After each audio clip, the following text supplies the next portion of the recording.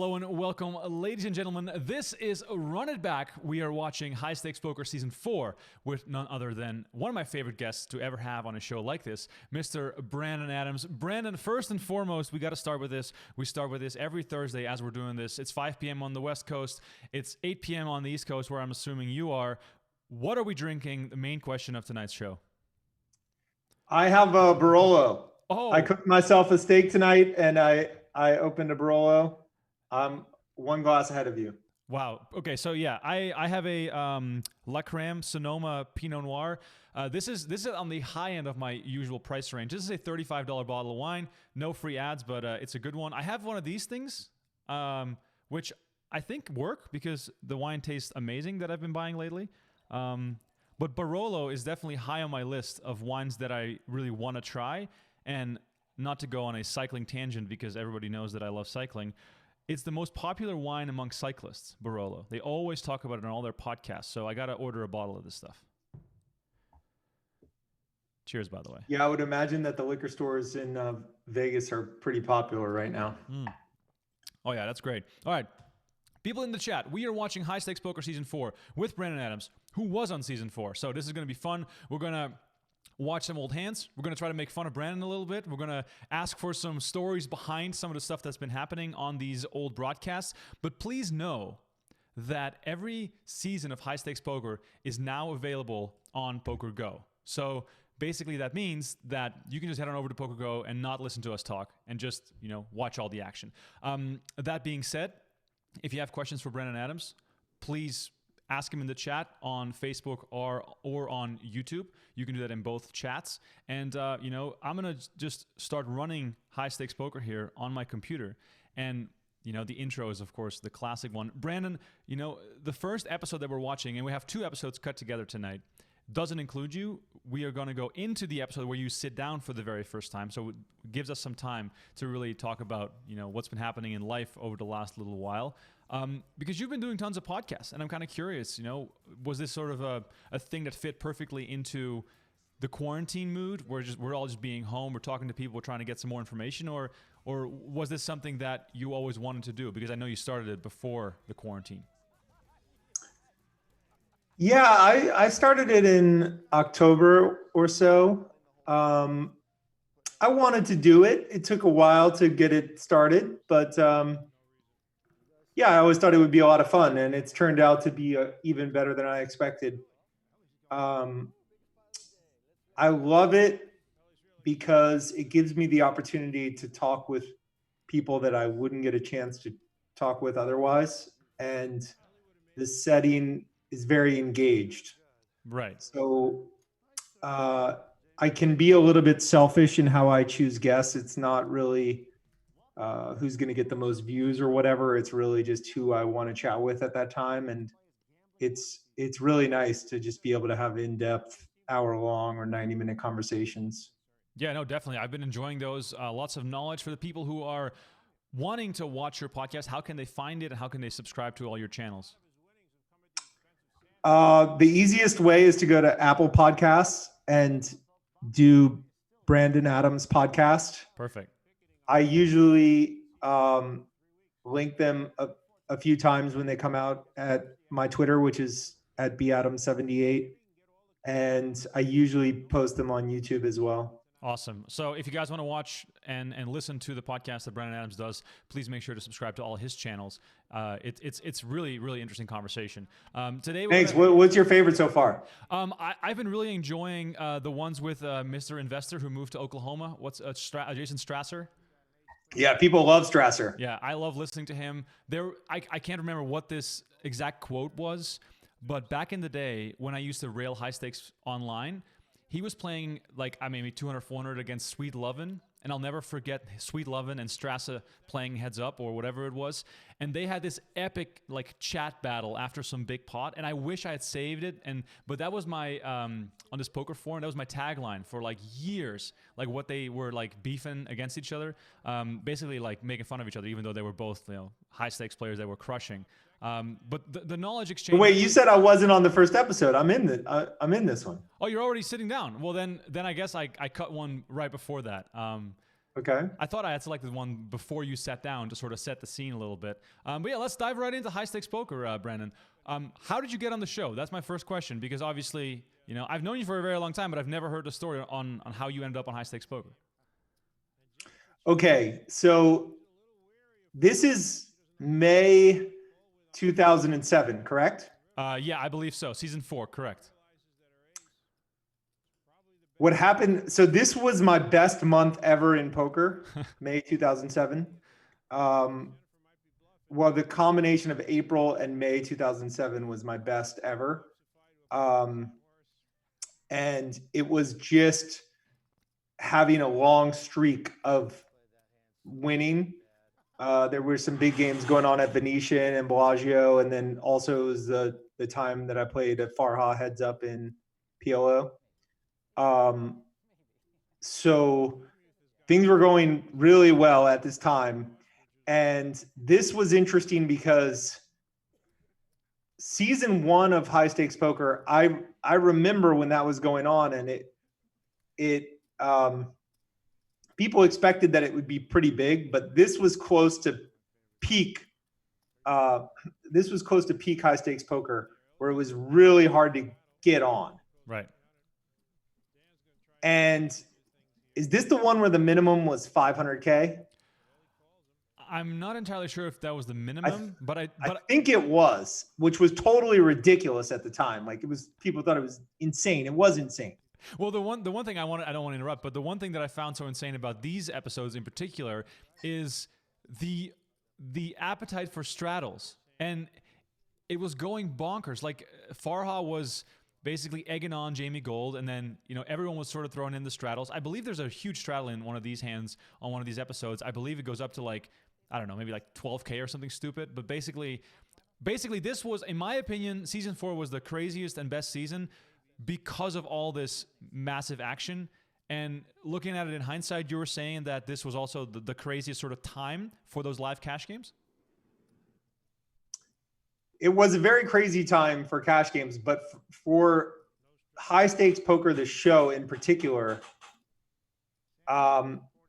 it was so hot at the time. Everyone wanted to be on it. So everyone would like blow up Maury's phone to try to get on, but he wouldn't answer any calls. Like, his list was so long.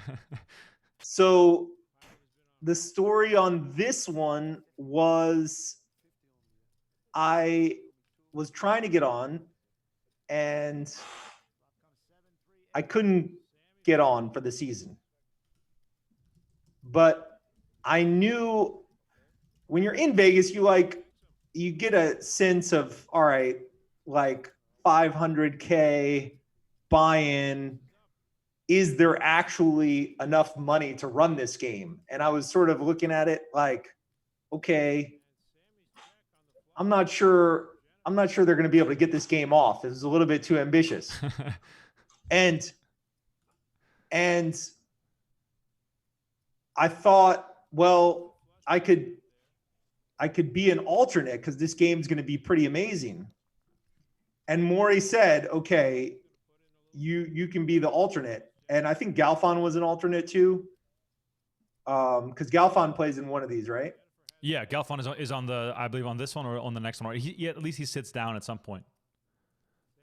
Yeah, so we were both like alternates, basically. So you guys were waiting in the wings on the set with like a bag full of cash, hoping that someone would go broke, basically. Yeah, I don't remember the exact details. Like, it was 3 days, so we might have been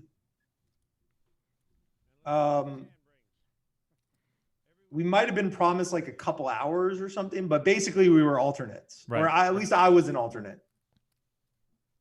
And you would just hang out knowing that like most people were on one bullet, as crazy as that is. Like, that's just the reality of having set the buy-in too high, or so they know they get more viewers when the buy-ins are crazy.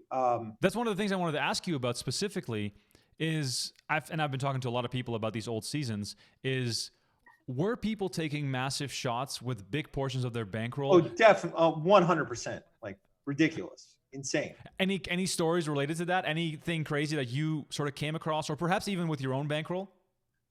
Well, with my own, because now that I'm looking at it, okay, my stack is, I think it was only the last day that was 500K. So the day that Phil was in. Now that I'm looking at it, So I think that this was maybe 100K day, and then the last day, which was like a Monday, was a 500K day. So what are these chips? What are we looking at? These are 5Ks, the grays. Okay. And then otherwise standard. So one case. And I remember this was definitely a day where I was an alternate because someone busted and I came in and I was supposed to be in the seat that Sammy's in, and Sammy was in my seat, but Sammy had the right to do a swap, and he did a swap. Can we just also respect the fact that Bob Safai has just only cash basically right in front of him right here? I mean, he has some chips, but he has like 200K in just cash, which, in my opinion, cash on the table is what makes this show as crazy as it is. So for yourself, you're in amidst a massive run. You're doing really well, and then you get a chance to play on this lineup, which clearly is very juicy. But you're out of position against two of the wild cards. The cash on the table definitely relates to the fact that this is at the South Point. Yep. And he probably had all his money at Bellagio or whatever and just needed to get the money there. So he took it all out in cash, and probably. There was definitely an extreme shortage of chips that day in the whole weekend or whatever. So like on the day where you had the 500K buy-in, I would imagine in the whole place, there were like $7 million in chips or something. Like most people had one bullet and no one had multiple. That's just the way that it was. And I remember the play being a little bit restrained, except for like the famous hand that Jamie and Farha got into. Yeah. I remember in this particular episode, I had to be a bit restrained because Sammy was especially active and he was on my left, and I wasn't getting any cards. So my participation was somewhat muted. Which gives us even more time to speculate on a whole range of things here on this episode. And right now we're seeing Helmuth put into the grinder by Sammy, who has made a pair of kings against Helmuth's queens. Helmuth made a big, I think it was a 4-bet before the flop, which he also never does. Bob Safai leaving, by the way. I believe Galfon takes his seat. Let's have a listen. One hand in the blackjack table. If Jennifer knew what's going to happen if Phil Helmuth calls here, she would not be sitting as close to him. Get away. He might call because he might be putting Sammy on a diamond draw. That free card was good. 10 queen, buddy. Thank God for free cards. That's why I called him. I have position on him. He knows that. You know I got 10 queens. It's gonna be big cards I called you with. Oh man, I miss Sammy. You know it. The camera knows it. Oh my God, come back. Baby. Sammy shows the 7 of spades. Well, I lose one, I win one.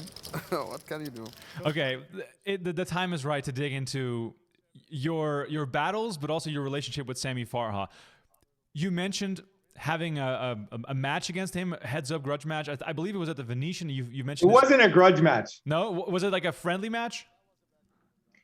It was basically a friendly match because what happened was Gabe Baylor had a regular game at the Venetian that was really an offshoot of the show Cash Poker that was going on the same year, like 06, 07. And Cash Poker was a show once a month in downtown Vegas that was really good, really fun, great games. And they would typically run like after the show for a day or so. And Gabe had a game at the Venetian that lasted for a while. I think he ran it for like a year, and it was an early like private game in a casino. They had a special room for it at the time. It was a lot of fun. But Sammy would kind of, I remember, peek in a couple times, but the game was too small for what he was into. So what was the game? It was 100, 200, no limit with an ante. Too small. Okay, continue. But at the time, like Sammy was playing in Bobby's room a lot. And he played, well, for years, he played 4K, 8K limit like all the time.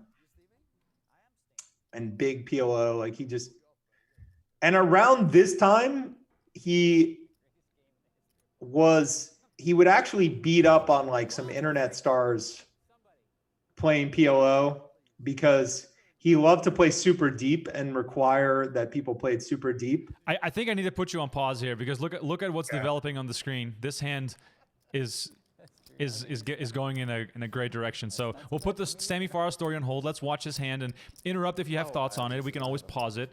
People in the chat, thanks for watching. Thanks for asking questions. We'll get to all of those. Don't forget to like the video. We got Jennifer Harman putting in a big raise. Let's see where this goes. Jamie Gold with ace king. 25 more? Jamie, how much more you play? 25 plus. No. I'm asking how much more you're playing. About? Probably 120. 120 more? What Jamie Gold is going to do here is anybody's guess. He could do three things. He could throw his hand away. Good bluff, Sammy.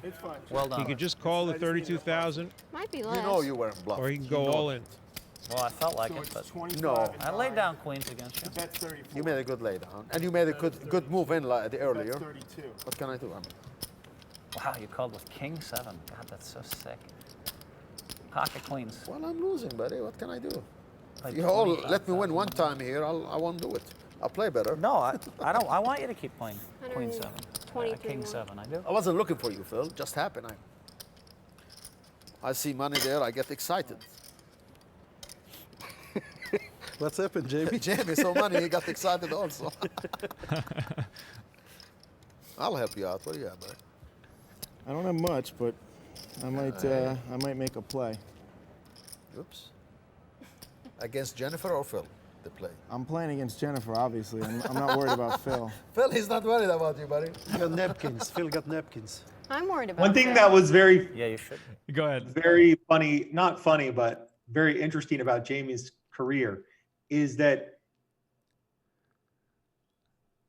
in the main event that he won, he had the most insane table talk of all time, most effective table talk ever. Like it really worked for him. It was genius. But then almost all time subsequent to that, the table talk really hurt him.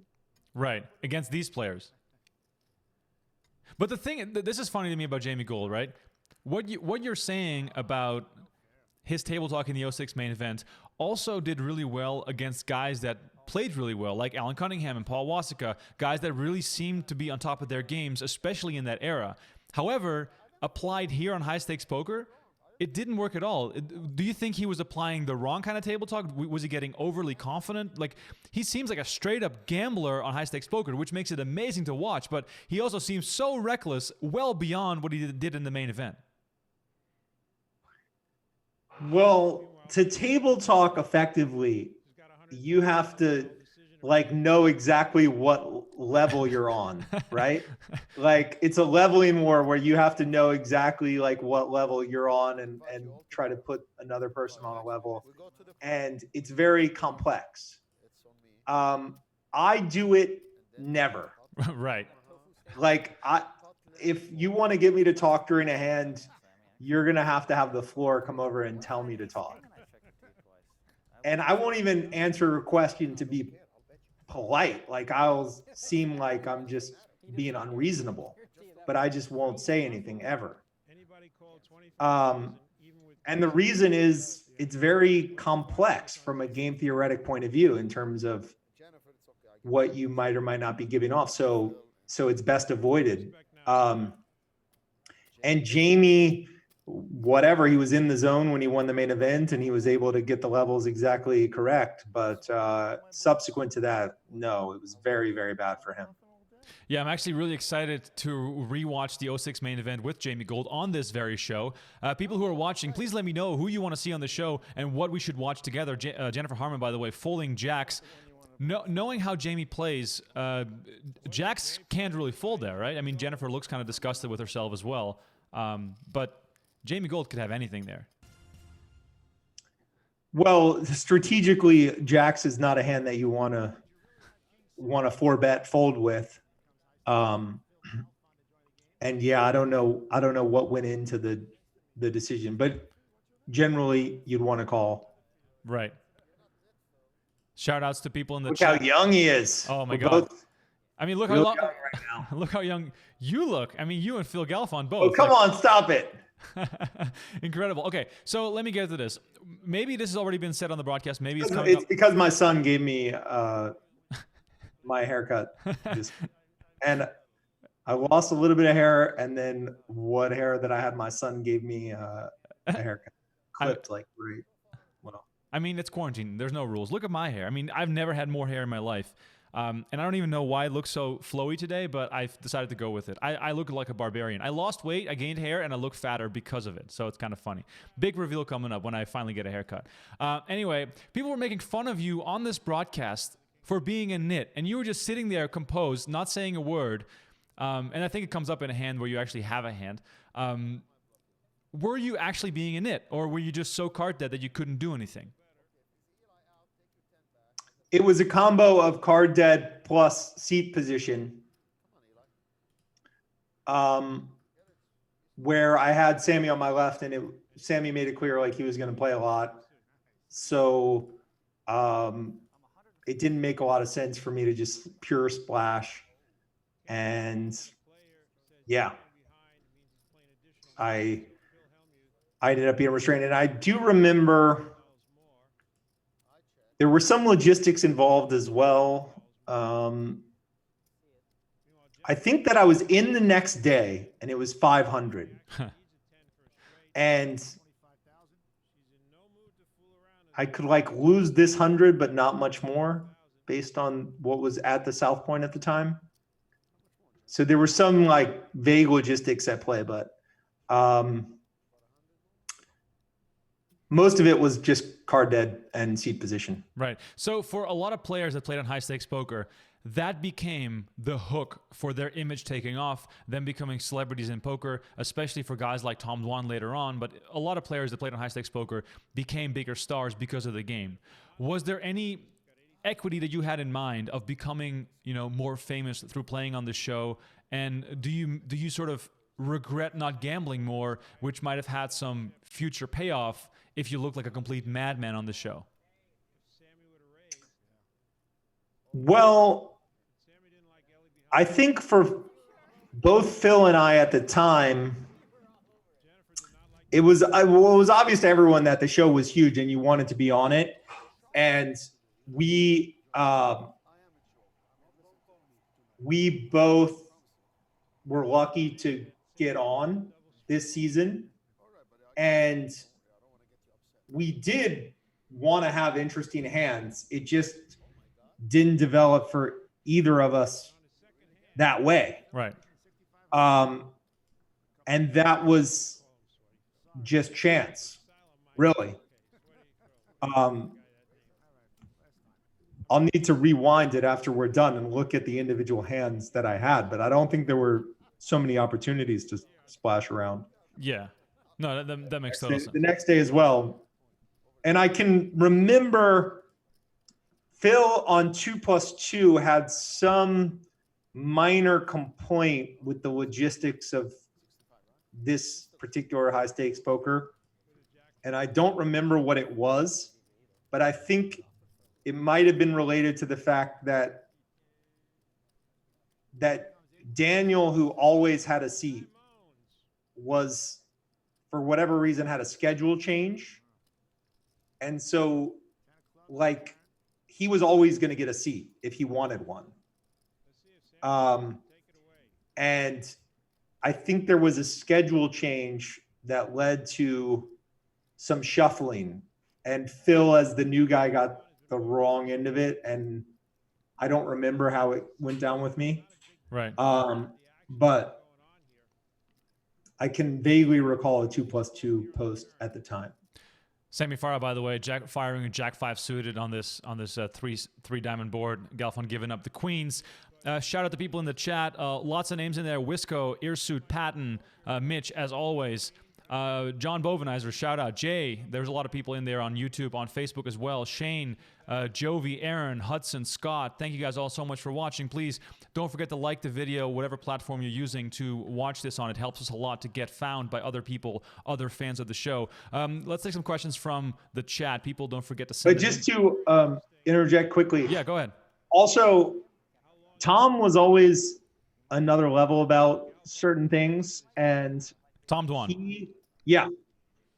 And he did have a real insight into the value of splashing around on shows like High Stakes Poker. And it was really an insight that he had at that time that no one else realized, which was, okay, if you splash around like crazy, you might cost yourself a few thousand EV here or there, but it would be worth a lot more in highlights and stuff like that. And it was absolutely the correct view. So was that an active conversation you remember having with him at the time, or is this like a hindsight sort of? That was definitely something that he just knew to be true. Wow. And it was correct. There was, I think, things that ex post seemed like mistakes that Tom made. Technically, for instance, the king queen hand that was the biggest pot played at the time against Barry Greenstein, who had aces. Right, Tom knows at the moment what is correct and what is not correct. Tom is a poker genius, but he does things because he's okay. I can either fold and not be involved, or call and burn a little bit of chippy V and be involved. And he would always err strongly towards being involved, and it was absolutely correct. So this reaches a conclusion to the earlier question I asked, that you could have looked like an idiot on TV for future benefit. And I think, not to say that looking like an idiot is beneficial, but I'm saying that Tom Dwan definitely made the most of that. Some specific questions also to that point here coming up in the chat.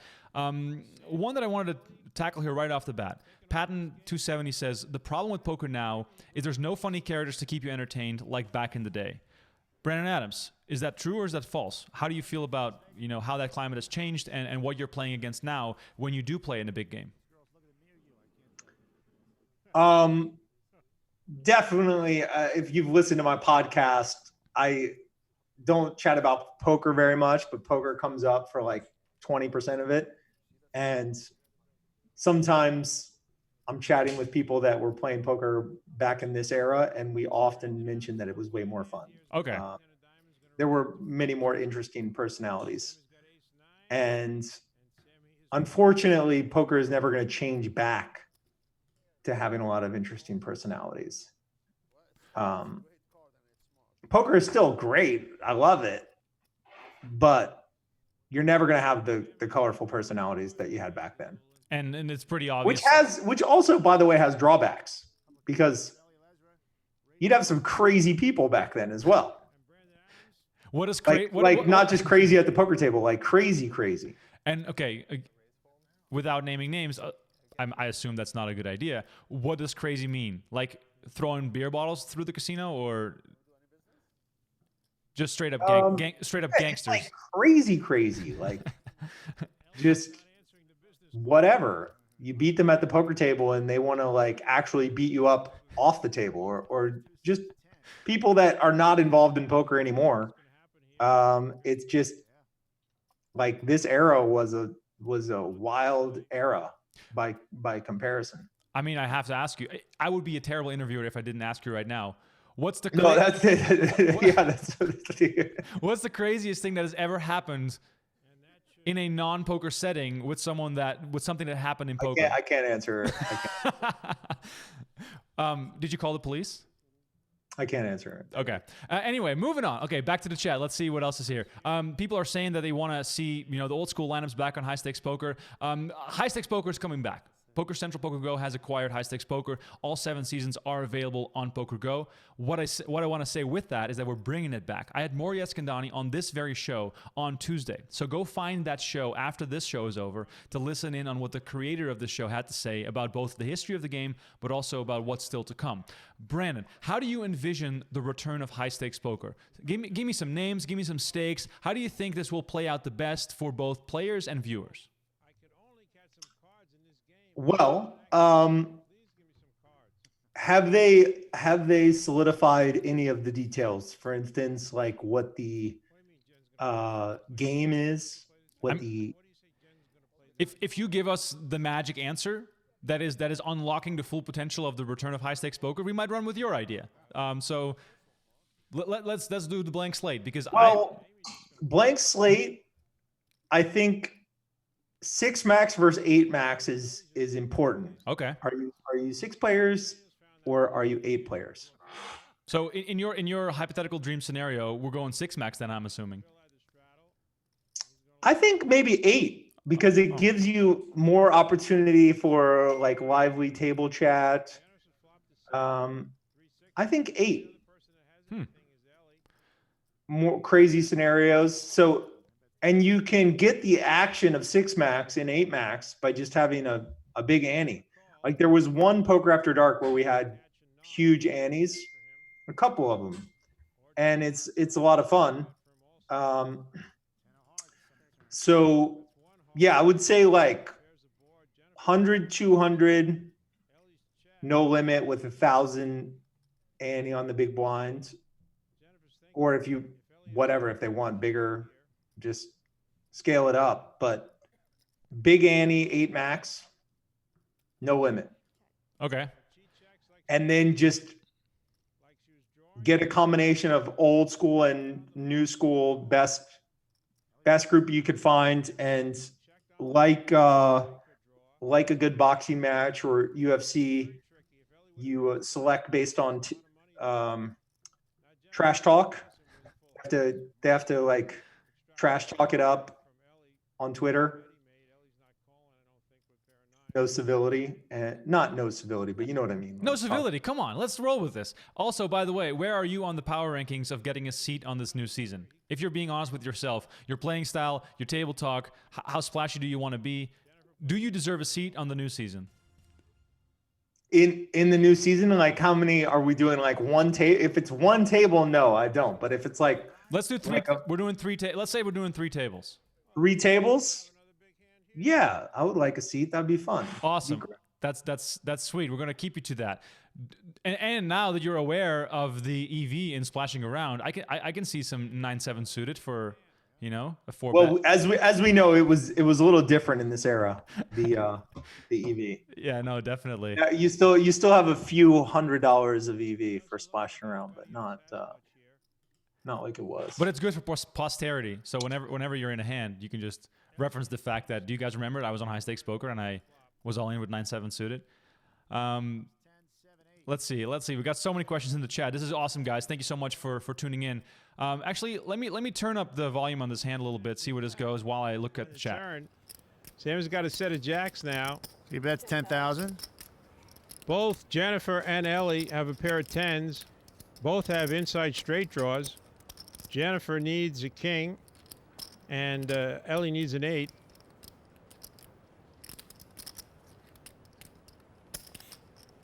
Ellie's going to call 10,000, needing an 8 for an inside straight.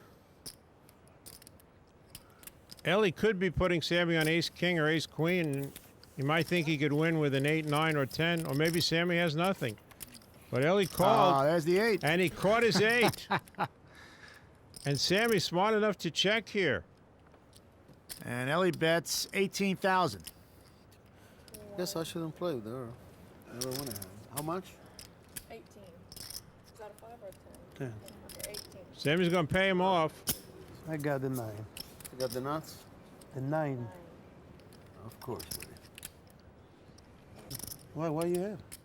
All right, this brings us back to the Sammy Farah story that I put on pause earlier. You guys were he walked up to a game, for the people who are just tuning in right now. He walked up to a game that wasn't big enough. Gabe Taylor was organizing it. Cash poker was a thing downtown in Vegas back in the day. And then did you have the idea of telling Sammy, I'll play you for any money you can borrow? That sort of statement?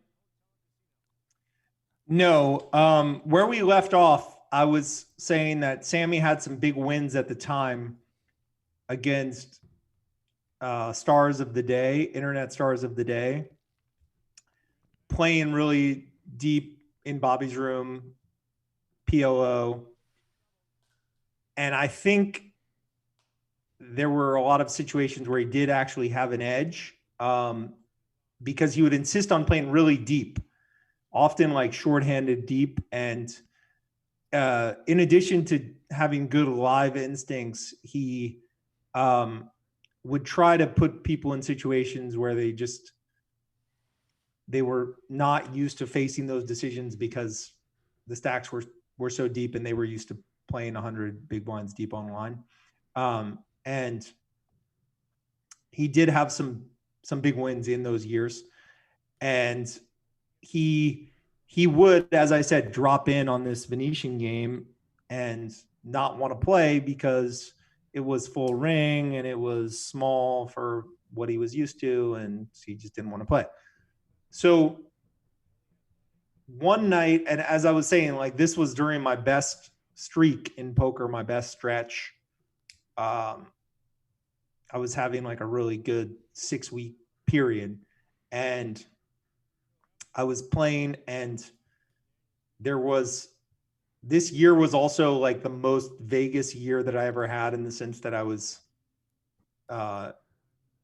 in Vegas a lot, and I would always stay at the Venetian, and there was a stretch of 7 months that I had a room at the Venetian. Wow. Without checking out, 7 months.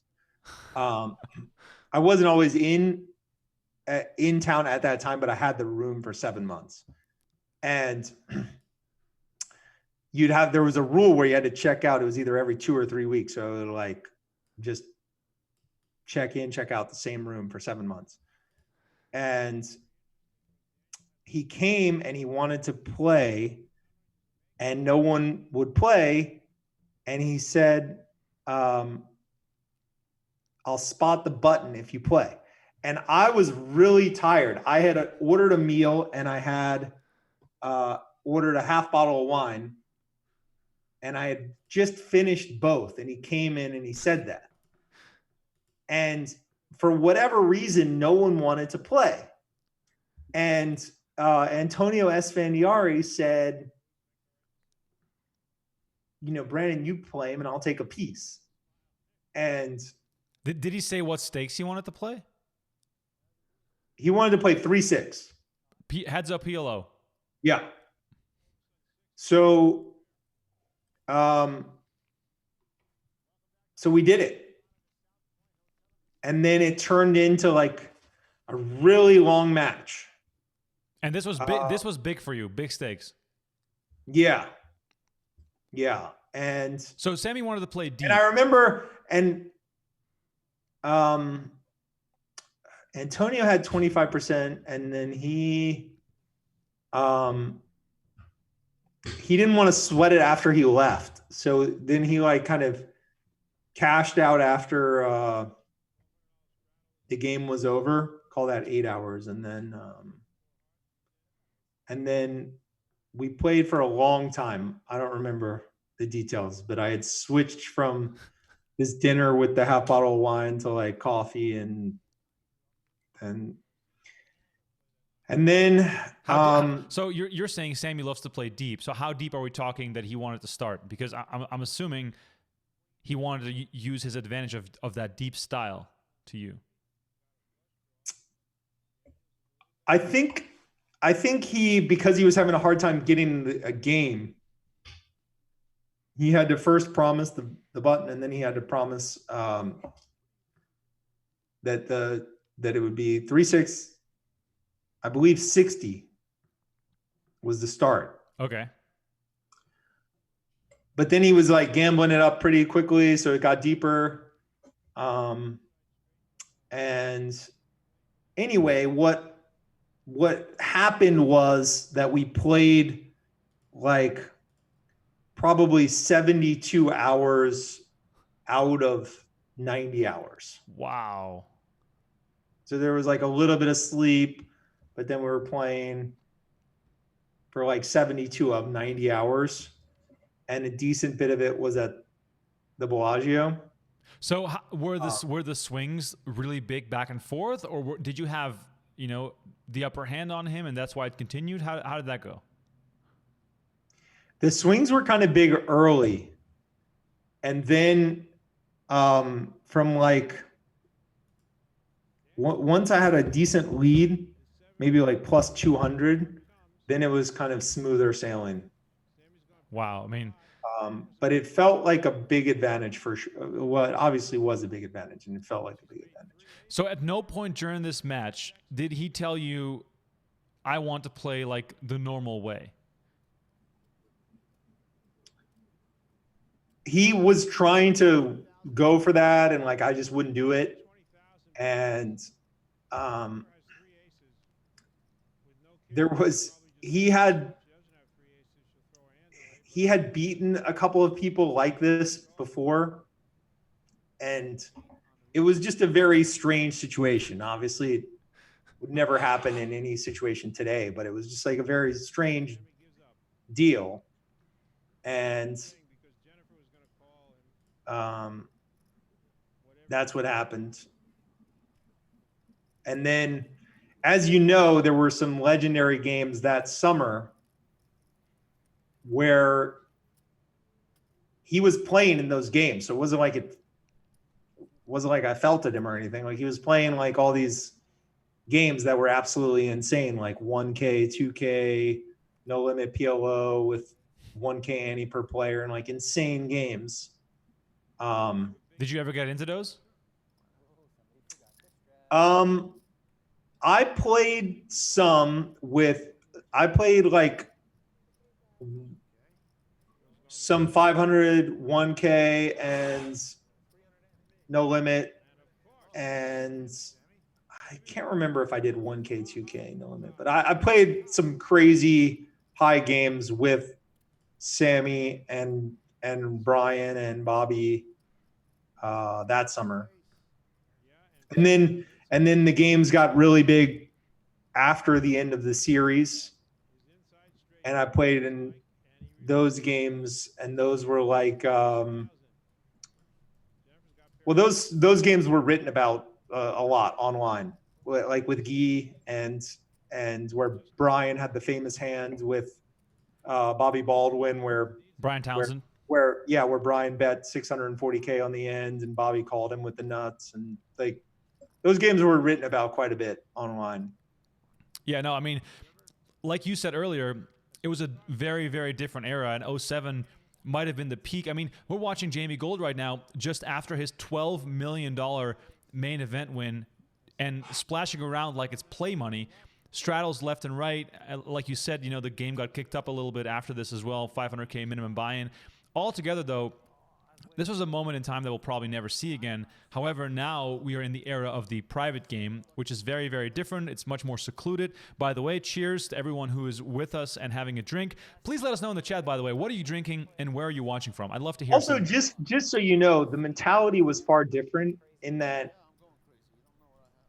like, the game has become so much more rational. People who have invested a lot of money and time in the game, they're much more careful in their decisions now. Like back then, the idea of going bust was not far from these players' minds. Seriously. Right. Like the idea that you would have a bad month and go bust was just something that happened. Well, or put it this way, like by the same thing, you're saying, did it ever occur to splash around and you have positive EV in terms of getting in these games in the future or whatever? And I'm saying that Tom was ahead of the curve by realizing that that could actually be a smart thing to do. Other people would splash around, play well above their bankroll and so forth at the same time. And they recognized shit went bad. They were done for a while. Right. And that was just the way that it was. I just remember from talking to a lot of the guys that I knew back then that played high stakes online is that every single like Friday night until Sunday night was them putting 80% of their bankroll on the line to hope to make it big. I had Timex on the show last week, and he was saying that he was sharing action, taking shots on Real Heaven, hoping to hit it big. The mentality back then was also like that because you could easily grind your way back up at lower stakes, even if your only income was poker. And I think in live games, it must have been very similar to that. Yeah, it was. The idea that it would be easy to grind back up was always a fiction. but yeah, that was the mentality. Right.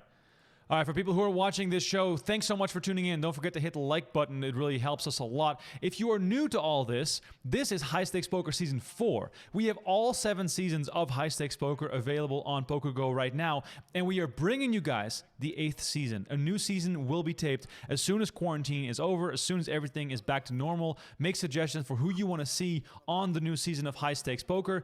I have a lot of names on my mind. Tom Dwan.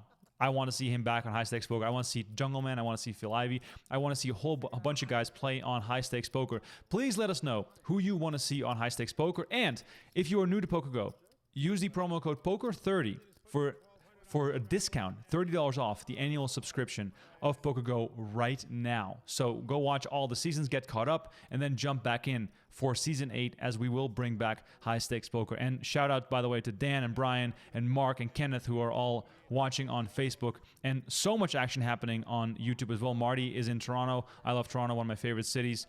Lots of this happening right now in the chat on both platforms. If you guys have questions for Brandon Adams, who is on this season of High Stakes Poker, who is folding his way through the misery of sitting out of position against Sammy Farha and Jamie Gold, who are probably 2 of the most active players of that era and 2 of the craziest guys who are playing on this show. And Jamie Gold is Ace King right now. So let me turn up the volume right here and see if this hand goes. Oh, there anywhere. was also the fact that I did have I can't remember if it was 2 or 3 pieces out. So I couldn't light money higher. Right. All right. There was, all the actions had to be well defended analytically. Right. All right. Ace King for Jamie Gold, Ace King for Phil Hellmuth. Let's have a listen. 270? It's worth getting. Come on. Plenty to get. Plenty to eat. That's if I don't raise you back. Raise it up. I think he is going to raise it. Can't do that. I can call. Phil, I think I'm going to raise it in the dark. Again, Phil Hellmuth just going to call with Ace King suited. He had the same situation with Sammy in one of our shows this year, where he had Ace Queen suited, Sammy had Ace Queen offsuit, and Phil made his flush. I don't stall for TV time, Sammy. Yeah. So. Well, I do. Well, I do.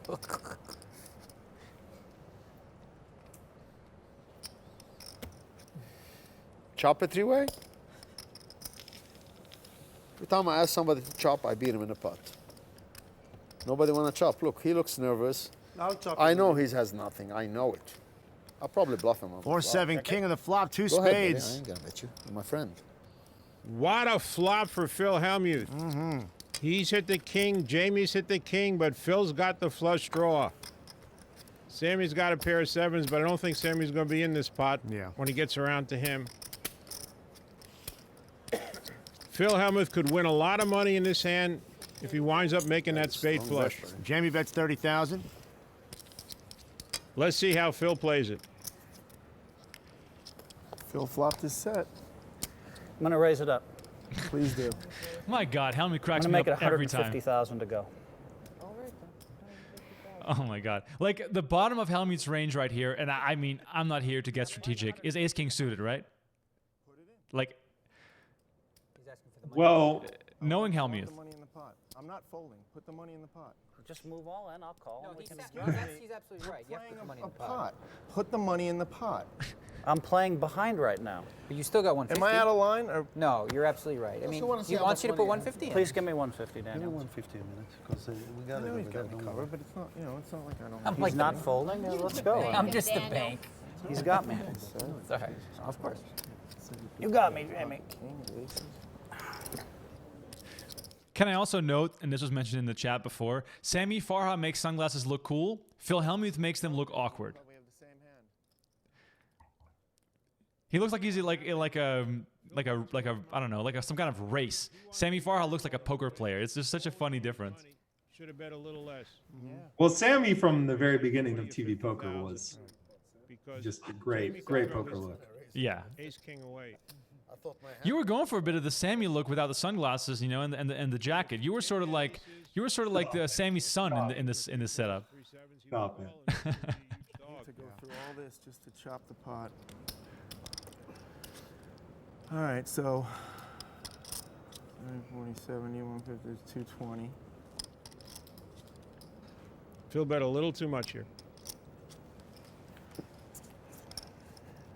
Jamie might still call. I might lay it down if you move in, to be honest. Oh, sure. Obviously, Doesn't there's matter. no It's call. Daniel's money out there. Who Yeah, cares? right. It's like you just leave me hanging. The weird thing is, I did put you on aces or kings before the flop, so I have to kind of stick with that. It's exactly what I thought you had, or aces or kings, the way you called it and got all funky. Or Philly.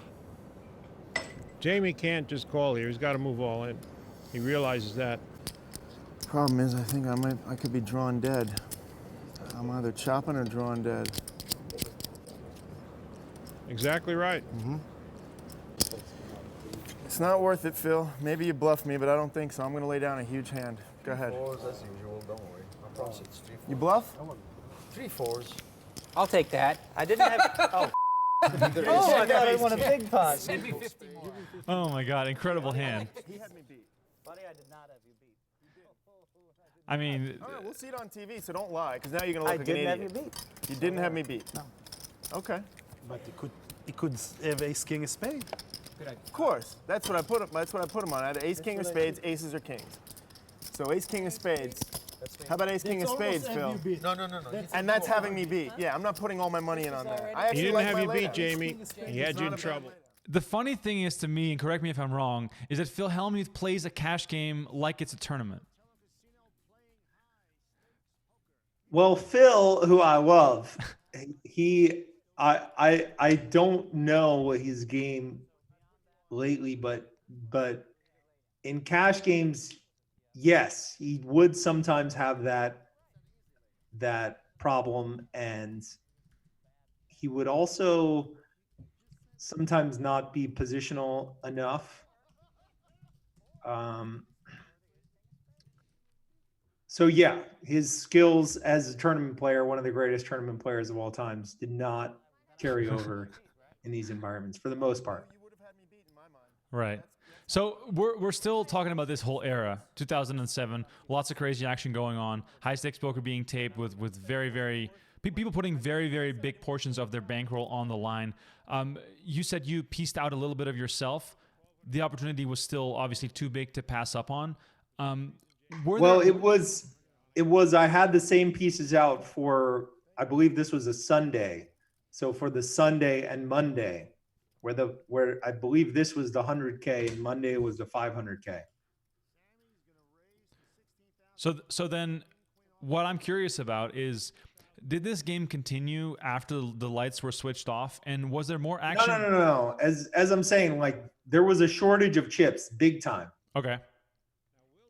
So no one, like I have no idea what Phil's situation is or was, but it wouldn't be shocking, given everyone's situation on this particular day, if, well, granted, like I said, there was a big difference because the stakes jumped up to 500 on the last day. But Right. A lot of people, they needed to preserve everything for that last day of the 500.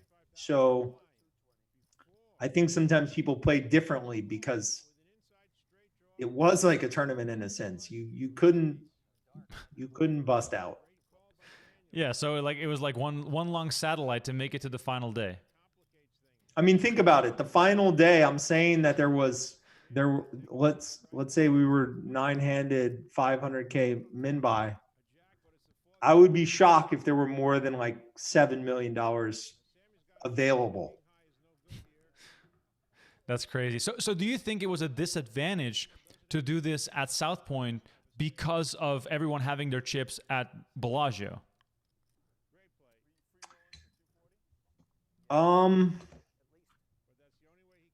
So it wasn't that there were like an insane number of chips available in Vegas in 2007. There was a lot more action. People had a lot more gamble. Okay. But it wasn't like there were 50 million or 100 million in like chips. Like, there was also a shortage of chips in Vegas. But it was a little worse that it was at the South Point. And most people, yeah, they either wired or they did chip exchanges, but they were just for this game. No one had a lot of chips at the South Point. Right. Oh, obviously that makes sense. But also, there wasn't a lot of money around for the stakes being played. So give us some insight into how the cash and the chip worked for you back then. Was it a matter of, you have a box at every casino with a little bit of chips in case there's a big game? Were you keeping most of the money in cash so you could always drive to the casino to sit down somewhere? Like, it seems to me like in some cases when the stakes get really high, it gets really complicated how that stuff works. Yeah, sure. Well, always to have a game that big is going to be logistically complicated and is going to be stretching the possibilities. But typically, like, I guess now it's more common to have ARIA MGM as a bank account. And so you're just wiring money in, then you have your plus minus, and then you wire money back out. That's the common way now, which is a much more rational system. Back then, there would be some people who would do it like that, and then some people who were playing a lot of games regularly that would have a box. So I would say most often here you'd have maybe a box at Venetian or Bellagio, and you would actually have to physically transport the chips from the Bellagio to the South Point and then do a chip exchange at South Point. And then they would give you a box and you would play with those chips. It's just a fascinating world to me. And it's funny how you remember certain things. Like, I remember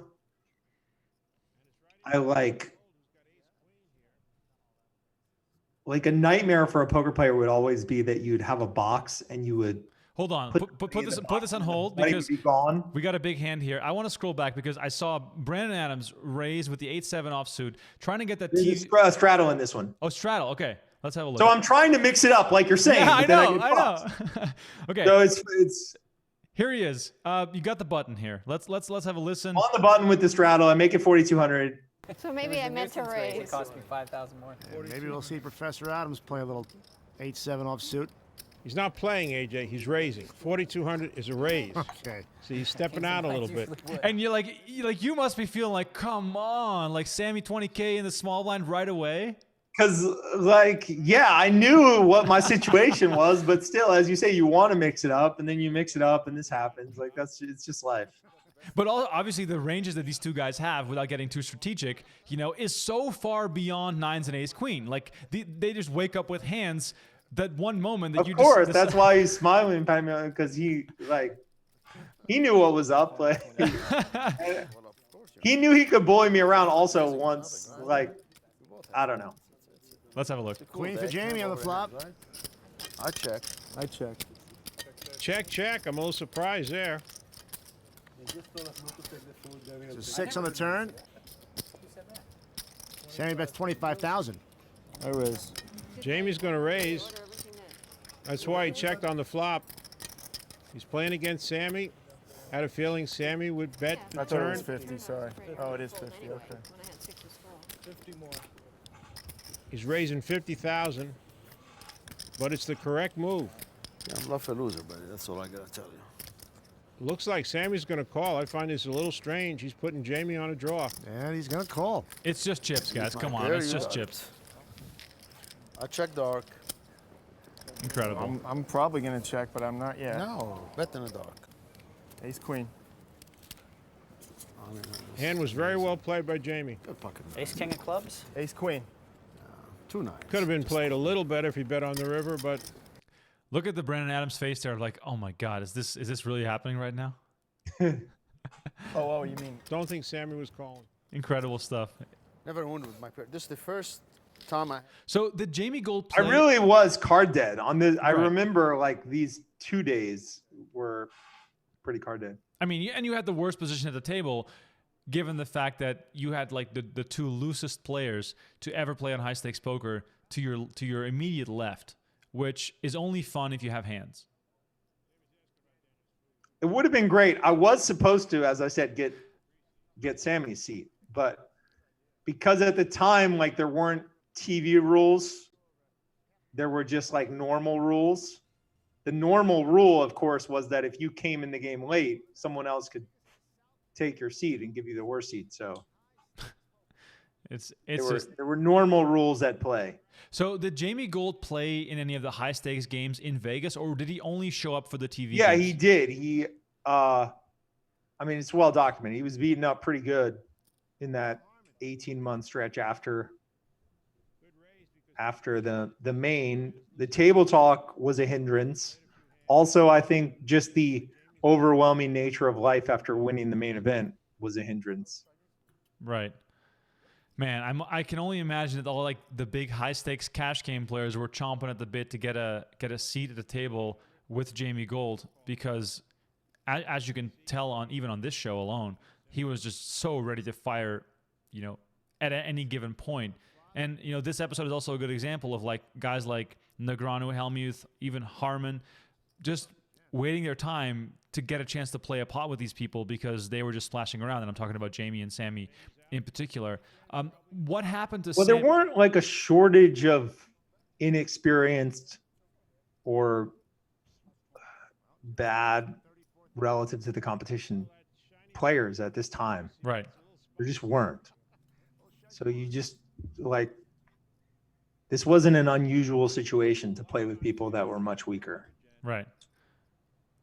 I mean, this was also the era right around the time, I think maybe it was a little bit before, of the Andy Beal game against the Corporation, where the biggest stakes ever were played in a setting where, I mean, it was limit hold'em, so it was a little bit different, but still, anything sort of went back in that era.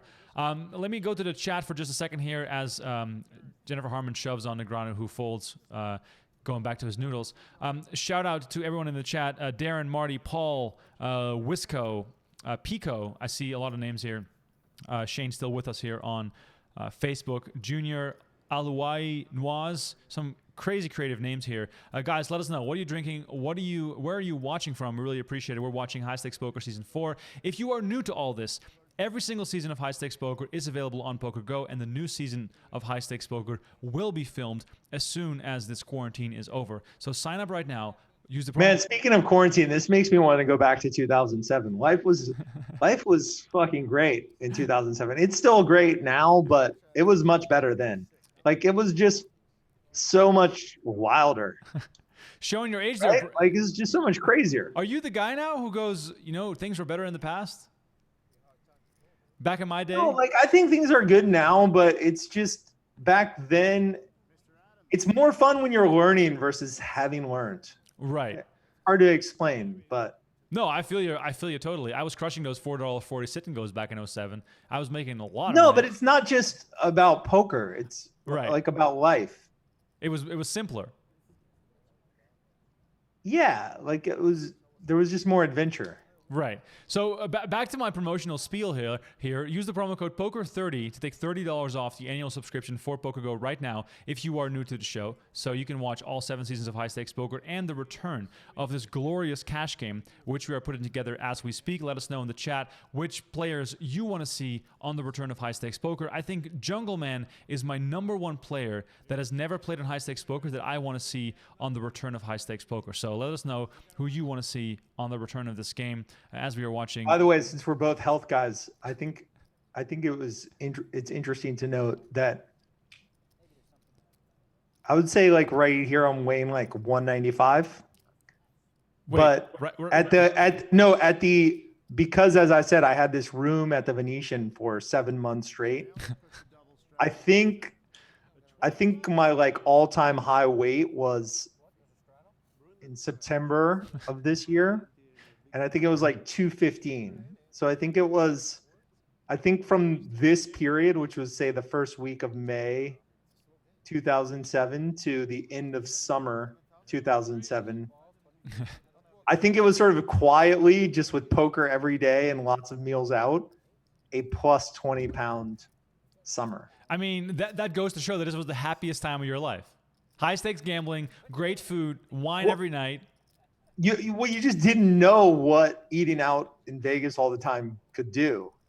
You sound regretful, but I doubt that. No. I'm just saying it. I just happened to notice because there's certain things you notice from this age, like my hair was fuller then. certain differences you notice, and I noticed that over the course of this long summer, there was a plus 20 pound intervention. Well, I peaked at 2011. I didn't keep it on for that long, but it was like a 3-month thing. I peaked in 2011 at 285 pounds. I'm about 3 weeks away from my losing 100 pounds. I'm down to 193. We're hitting 185 somewhere in June. I'm convinced of it. Riding my bike a shit ton. I'm totally excited about that. Cheers, by the way, to everyone who's drinking with us. I'm on the second glass, about to pour a third one. Really enjoying this Sonoma Coast Pinot Noir. Big Pinot Noir guy nowadays.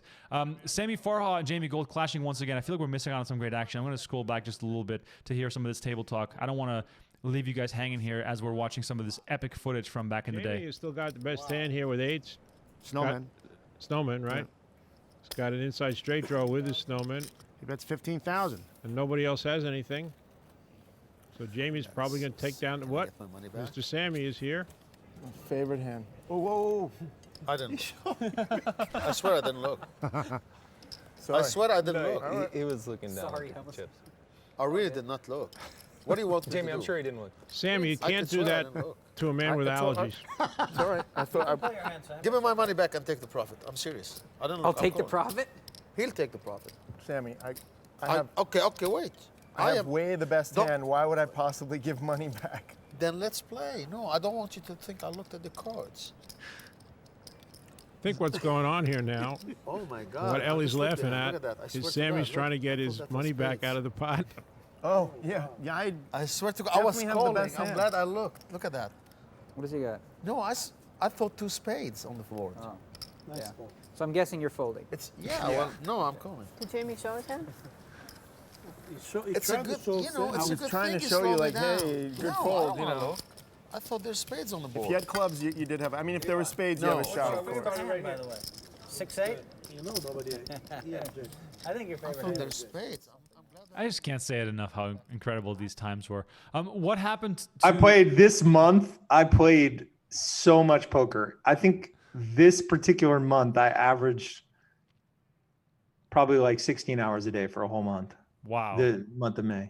And was it whatever game you could get a seat in, or were you waiting for certain people to show up? No, it was just the flow of things because all the action was at the Venetian, and I played the long heads up match with Sammy, and I played some other games that were like around the clock.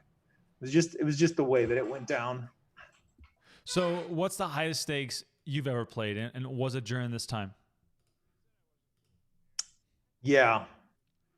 Was it that 501k game you mentioned? Well, there was definitely a short period of time, but I think it was like quite short. where I played a game that was 1,000, 2,000 with 1,000 ante per player. That definitely happened, but it was not so many hours. But in terms of like lifetime 500, 1,000 with 1,000 ante on the big blinds, that game I've played a lot over time, but there was also a decent bit that summer. Right. So you're saying 2007 was sort of the peak of this whole era of high stakes. Did it tail off? Like, so this summer they had I remember this summer very well, and the summer before this summer.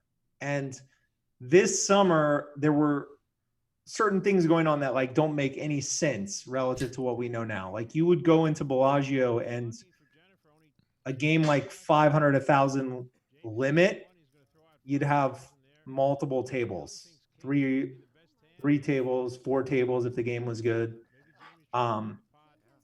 Games that were never even spread like 3 years after or any other time. And then the big mixed game at Bellagio, 2006, 2007, those were the best years for that game. From the perspective of like a Jen Harman, say, or someone who was playing in that game a lot, those were the best years. Because Guy was playing a lot. There were other players that were playing a lot. And the games were kind of going up in size. Right. So in 2007, the standard game, the big game in Bobby's room was 4K, 8K limit with the big bet games, no limit and PLO being 1K, 2K blinds with 1K ante per player, 100K cap. Wow. That sounds like straight gambling. Or 200K cap, depending. Okay. So that was like the standard big game. So the game, there was one game I played in with Guy that was that game, but it was a smaller version where it was just no limit, stud, PLO, and limit hold'em. But the big bet games, I believe in the day that we played was uncapped on the big bet. So sometimes they would uncap the big bet. But then like the game where Brian and Bobby played that famous hand where Bobby called the 640K with the nuts, that was 500, 1,000 with 1,000 ante on the big blinds, no limit PLO. Here he comes. Half and half. Here he comes. Pocket Kings. I want you to tell, as I'm pausing this footage, I want you to tell the story of that hand that Brian Townsend played. Because I don't think everyone who is watching this right now in the chat, and if you're watching right now, don't forget to hit the like button. Me and Brendan Adams are watching High Stakes Poker Season 4. Obviously, we have a lot to discuss still left on this show. That hand in particular that you mentioned, that Brian Townsend bet 640K on the river, and Bobby Baldwin called with the nuts. What happened in that hand, and were you at the table for that? I was not at the table, but I had been in the game either the same day or the day before. And I say it was a famous hand because back then things were different in that like 2+2 was insanely active. Yeah. So people wouldn't know hand by hand what went down, but almost. Like people would know like literally who the players were in every session and like whether they won, lost, how much. Like people would write about the games in detail, and then Townsend, I think, was pieced out in a way where he was going through everything with the investors, and so like everyone knew exactly what was happening. And Brian was like consensus top 3 big bet player at that time and was dominating online. And somehow he knew that there would be really good games at Bellagio. And so he arranged with investors or maybe with his winnings to have a lot of money at Bellagio. Right. And the games got bigger and bigger over the course of the summer. And I really don't know his tick for tick, like how he was doing, but it all came down to the end of the summer based on the way the games got bigger and bigger. And Bobby wasn't playing in the games until the end of the summer. And he was actually, his first games were me and Bobby played heads up. Oh, wow. That was how the game started, the big game at the end of 2007. So how did you get Bobby to play heads up with you in particular? Bobby just plays when he's ready to play. Right. And I was the only one around at that time. So his is just a calendar problem, not anything else. So he here you go. I'm splashing around. Look at this, Queen 9 suited. That's like bottom of your range. Let's listen in. All in here. I'm gonna top up the wine during this What hand. more are you raising, Eli? Well, he's only got 43,800, 45 ends, please. so he's raising 39,300. See, this was what would happen when I decided to splash around. Brandon says, how come every time I raise, somebody has a hand? And the funny thing is that the hand before that you guys all saw, you were in there with kings against Jennifer Harman's ace-7, and everybody was joking about you being such a giant nit, which, you know, is of course funny in hindsight, but back then you must have been thinking like, come on, give me some more suited connectors at least so I can play some flops or something, because, you know, you were indeed card dead, and people in the chat were even saying like, I feel bad for Brandon, who was so card dead back on this season. Yeah, it just goes like that sometimes. Okay, let's watch this hand. You got two-way action. Look at this. Suited. Let's chop it. Yeah? He said, yeah, up to you. Well, you can play it like tournament. Like tournament. I got good credit. We won't do that to you, Ellie. We're not doing that to you. I got good credit with this You guy. can't sweat. 2 players sweating. doing that to you. Even We're not Phil, doing that. you got 3 players sweating. Ellie's in pretty It's not good shape fair. in this hand. Nobody Flop comes sweats 8, me. king 4. Just you The and me. betting is between Sammy and Jamie. You and I. Checking. Check. Has a queen. Checking. Check. Checking. I got nothing. You got Ace a high. pair. Pair. Pair's good? Oh my God, I mean, it's always there. I just said Jacob to come just in case. Yeah, that's good for you. You don't want a lot of small ones. Nice And hand. Ellie's going triple up with a pair of 9s. Ellie triples up in that hand. People in the chat are chomping at the bit to hear the rest of this story, both of the Brian Townsend story, but also you playing heads up against Bobby Baldwin. So set the scene for us again. Bobby Baldwin just shows up when he wants to play, and you were the only one willing and ready to go sit down with him. So what did you guys play, and how did that evolve into what came later? That day, Bobby came in. He wanted to play. He wanted to play at least 3-6. There was no one around. I said, I'll play with you. No limit or PLO? PLO. Okay. So then we played heads up for a long time, 3-6. But then I think some people joined the game. And we then, because that was the first time Bobby was free to play a bunch of poker, we then agreed to come back the next day at, I believe, 6 p.m. Okay. Then the game kept going like that at 6 p.m. for 3 weeks. And it was getting bigger, and it was getting 2 tables. Guy came, it became every day, 4 p.m. or 6 p.m. 1 table, then 2 tables, and it got bigger and bigger. And it did get big enough where I just said, all right, forget it. And it got to the point where it was like making or breaking, not lives, but like it was big swings. Bankrolls on the line. Yeah, big swings. So when I say that Townsend hand was famous, I say it because at the time, people on 2+2 were talking about hands a lot. So this would have been 200, 300 pages of 2+2 coverage, that like thousands of posts. So those must have been players posting, because I can't imagine railbirds being allowed near the table. No, it would be railbirds. Wow. Like Bobby's room, people can see what's going on. They can hear what's going on. Right. That's crazy. I need to go back and read those threads. That sounds amazing. So this hand, So I'm not going to remember the exact hand. Of course.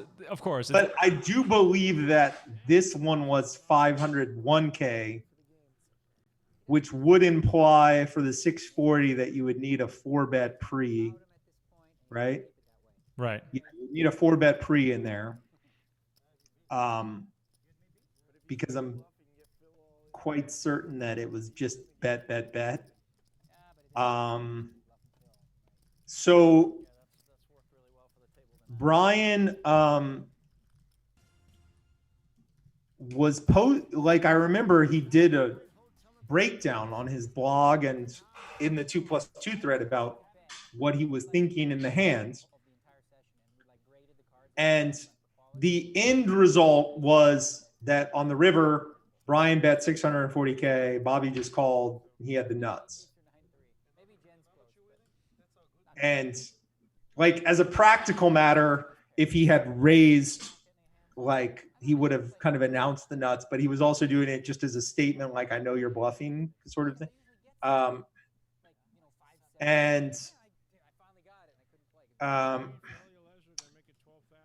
I remember Brian in the thread saying that he had made up his mind after the flop call, which was a 10 Jack Queen flop. I'm 90% sure. Okay. He had made up his mind that he was going to follow through with a massive bluff if the board was unchanged. I don't want to interrupt you in the middle of the story, but I've been Googling and I found, I got some leads on the Google machine.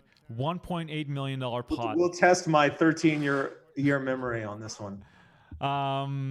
Okay. I believe the flop was 10 Jack Queen, and the action was bet, and Bobby called on the end with Ace King. Okay, so this is from Brian Townsend's blog on Card Runners. Shout out to Card Runners, by the way. Someone limped people on YouTube remember I'm reading out this thing from a blog while I'm also trying to keep an eye on what's happening in the actual high stakes poker footage. The hand occurred as follows: someone limped UTG, Bobby raised pot, and I re-raised with Ace 5 6 7 double suited. He says, I think my hand doesn't matter though, since I had no pair, no draw. The flop comes Queen Jack 10 with 2 hearts. I fired pot for about 66K. He called and the turn came a 4, making a second flush draw in clubs. He checked again and I fired pot for about 200K. He called and the river came an offsuit 9. So the board now reads Queen Jack Deuce 4 9. I fired pot for about 600K and he called with Ace King XX 2 clubs. What can I say other than I played bad and I didn't think at all during the hand? It was like I was blinded and just couldn't stop bluffing. I mean, this is. I got the hand history. Yeah. Pretty dead on for 13 years. I would say. I'm so impressed with your memory, and I'm so like hyped up for what we're doing right now, doing this live show, reliving this moment, and sort of piecing together this poker history of this era in which nothing seemed too crazy. That's sort of what it feels like. Yeah, it's pretty amazing. Like if anyone writes a poker history of the era, I'm a resource that should not be forgotten. Actually, it was funny. I never met Jim McManus before. Right. But obviously he wrote one of the best poker books of all times, Positively Fifth Street. Yep. And he also wrote a history of poker. And we met and went out for drinks. We didn't have time to go out for dinner, but we went out for drinks at Petrosian, and it was absolutely fascinating to be with him, because he had just finished his history of poker, and to go through, and he had wished he had chatted with me beforehand, but it was quite a fun conversation. For poker fans out there, his book, by the way, yeah, is absolutely essential for the era just before this era. Right. So the book that Brandon is talking about is Positively Fifth Street, written by James McManus, about the 2000 World Series of Poker, so 3 years prior to Chris Moneymaker winning the main event. On assignment, Jim McManus was sent to Vegas to play in the main event, to just document it, and he makes the final table. He satellited into the main event, made the final table, and wrote a book about it, which is absolutely incredible. And this book was inspired by the book called Positively Fourth Street by Bob Dylan, Bob Dylan's song back in 1965. So just put a little reference out there. This is coming straight from Wikipedia. Not to think that I'm some kind of genius who knows all about poker history. All right, Brandon, let me put it to you this way. I'm having so much fun. I have some wine left. Shall we continue? Because I can pull up some other footage of the next episode of High Stakes Poker. Sure, we can continue. All right, cool. What, like half an hour? Let's do half an hour more. All right, half an hour. All right, people in the chat, show some appreciation. We're going to continue. I'm going to pull up the next episode, which is episode 10 of High Stakes Poker, and I'm going to make sure this all works technically, because obviously we're now in the outro of the show. I'm going to just pause my VLC player. I'm going to put this thing on here. This is some on-the-fly OBS stuff. I'm really just going to make this work somehow. All right, while you're doing that, I'm going to grab a water, go to the bathroom. I'll be right back. All right, awesome. All right, you guys, please let us know what else you want to know. I'm going to put this next episode of High Stakes Poker up on the stream. Give me just a second here while Brandon goes and grabs a water. Obviously, technically, I need to make this work. I'm not the brightest when it comes to OBS, but I can find a way to make this work. Okay, you guys are already hearing the theme song here of High Stakes Poker, so I'm going to just let that run while I change out what is happening here on my screen. So we are watching season 4 of High Stakes Poker. All right, listen in on that. I'm going to change out the screen here, and we're going to keep watching High Stakes Poker.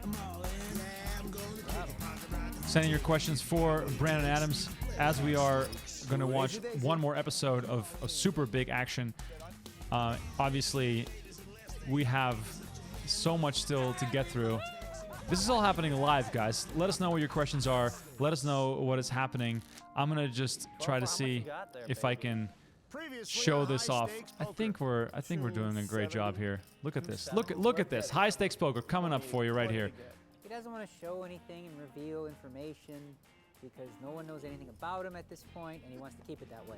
I'm your agent for the day. Sam, I have a feeling after this session, everybody will want to play with us. With me, every time I lose, it's just amazing. No one has ever really called me a nip before. I kind of like it, so bring it on. Welcome to High Stakes Poker. I'm AJ Benza along with Gabe Campbell. You know, Gabe, I noticed your hair keeps getting shorter every show. Well, I'm going out for crew this year, and the coach likes our hair this way. You know, I'm just kidding around. You know, it's funny, a lot of people, even some of the players, ask me if there's any animosity between us, you know. What do you tell them? No, I say, no, it's just a shtick. It's just something we do. Don't people ask you about that? Nobody ever asks me about you. Even when I talk to your family, they never mention you. So you got your feelings hurt, so now you're going to act all childish and silly. Okay? Child, do you think that you can make hair jokes with amnesty? Do you realize you have 14 more hairs total than I do? By next year, you're going to be doing the whole wraparound deal. Okay, maybe I'll go for crew and get my hair cut off too. Okay. I got nicer legs than you anyhow, that's for sure. You do not. I do so. No way you have nicer legs than me. Let's get to the action. I do so. This is. I have great legs. He does not have nicer legs than me. No way. Well, Gabe, here we are. I deserve some respect for making this happen in just under a minute's time. We are back. We are still watching High Stakes Poker. Thank you guys all so much for joining. I'm on the red wine. I'm on the Pinot Noir. Brandon is drinking a Barolo, which I'm very jealous of. I'm going to order some right after the show. You guys, we're still watching High Stakes Poker. This is the era where it all happened. The sun is going down in Las Vegas. You can see it on my face that the sun is going down in Las Vegas. It is 6:30 here, longest run and back show we've ever done. Also, the most fun I've ever had drinking wine with Brandon Adams, and we're not even in the same room. So, Brandon, back to your amazing memory. Are you going to write a book about everything that happened in this era? Because to me, it seems as though there is a lot to be covered still about, you know, everything that went down back in the day. I don't know if there's the appetite. Like, there are some good books. Meaning, I don't know if there's the readership. There's just people don't read books anymore. So what's the point? Right. So then this must be told in a different way. Is there a movie script waiting around for this era to be covered in some kind of way? I mean, when they call me about Rounders 2, I'm ready for the writers' room. So let's dive it back in history a little bit. When did you start playing high stakes? When was it sort of like, I don't know, a normal Wednesday afternoon for you to play in stakes this big?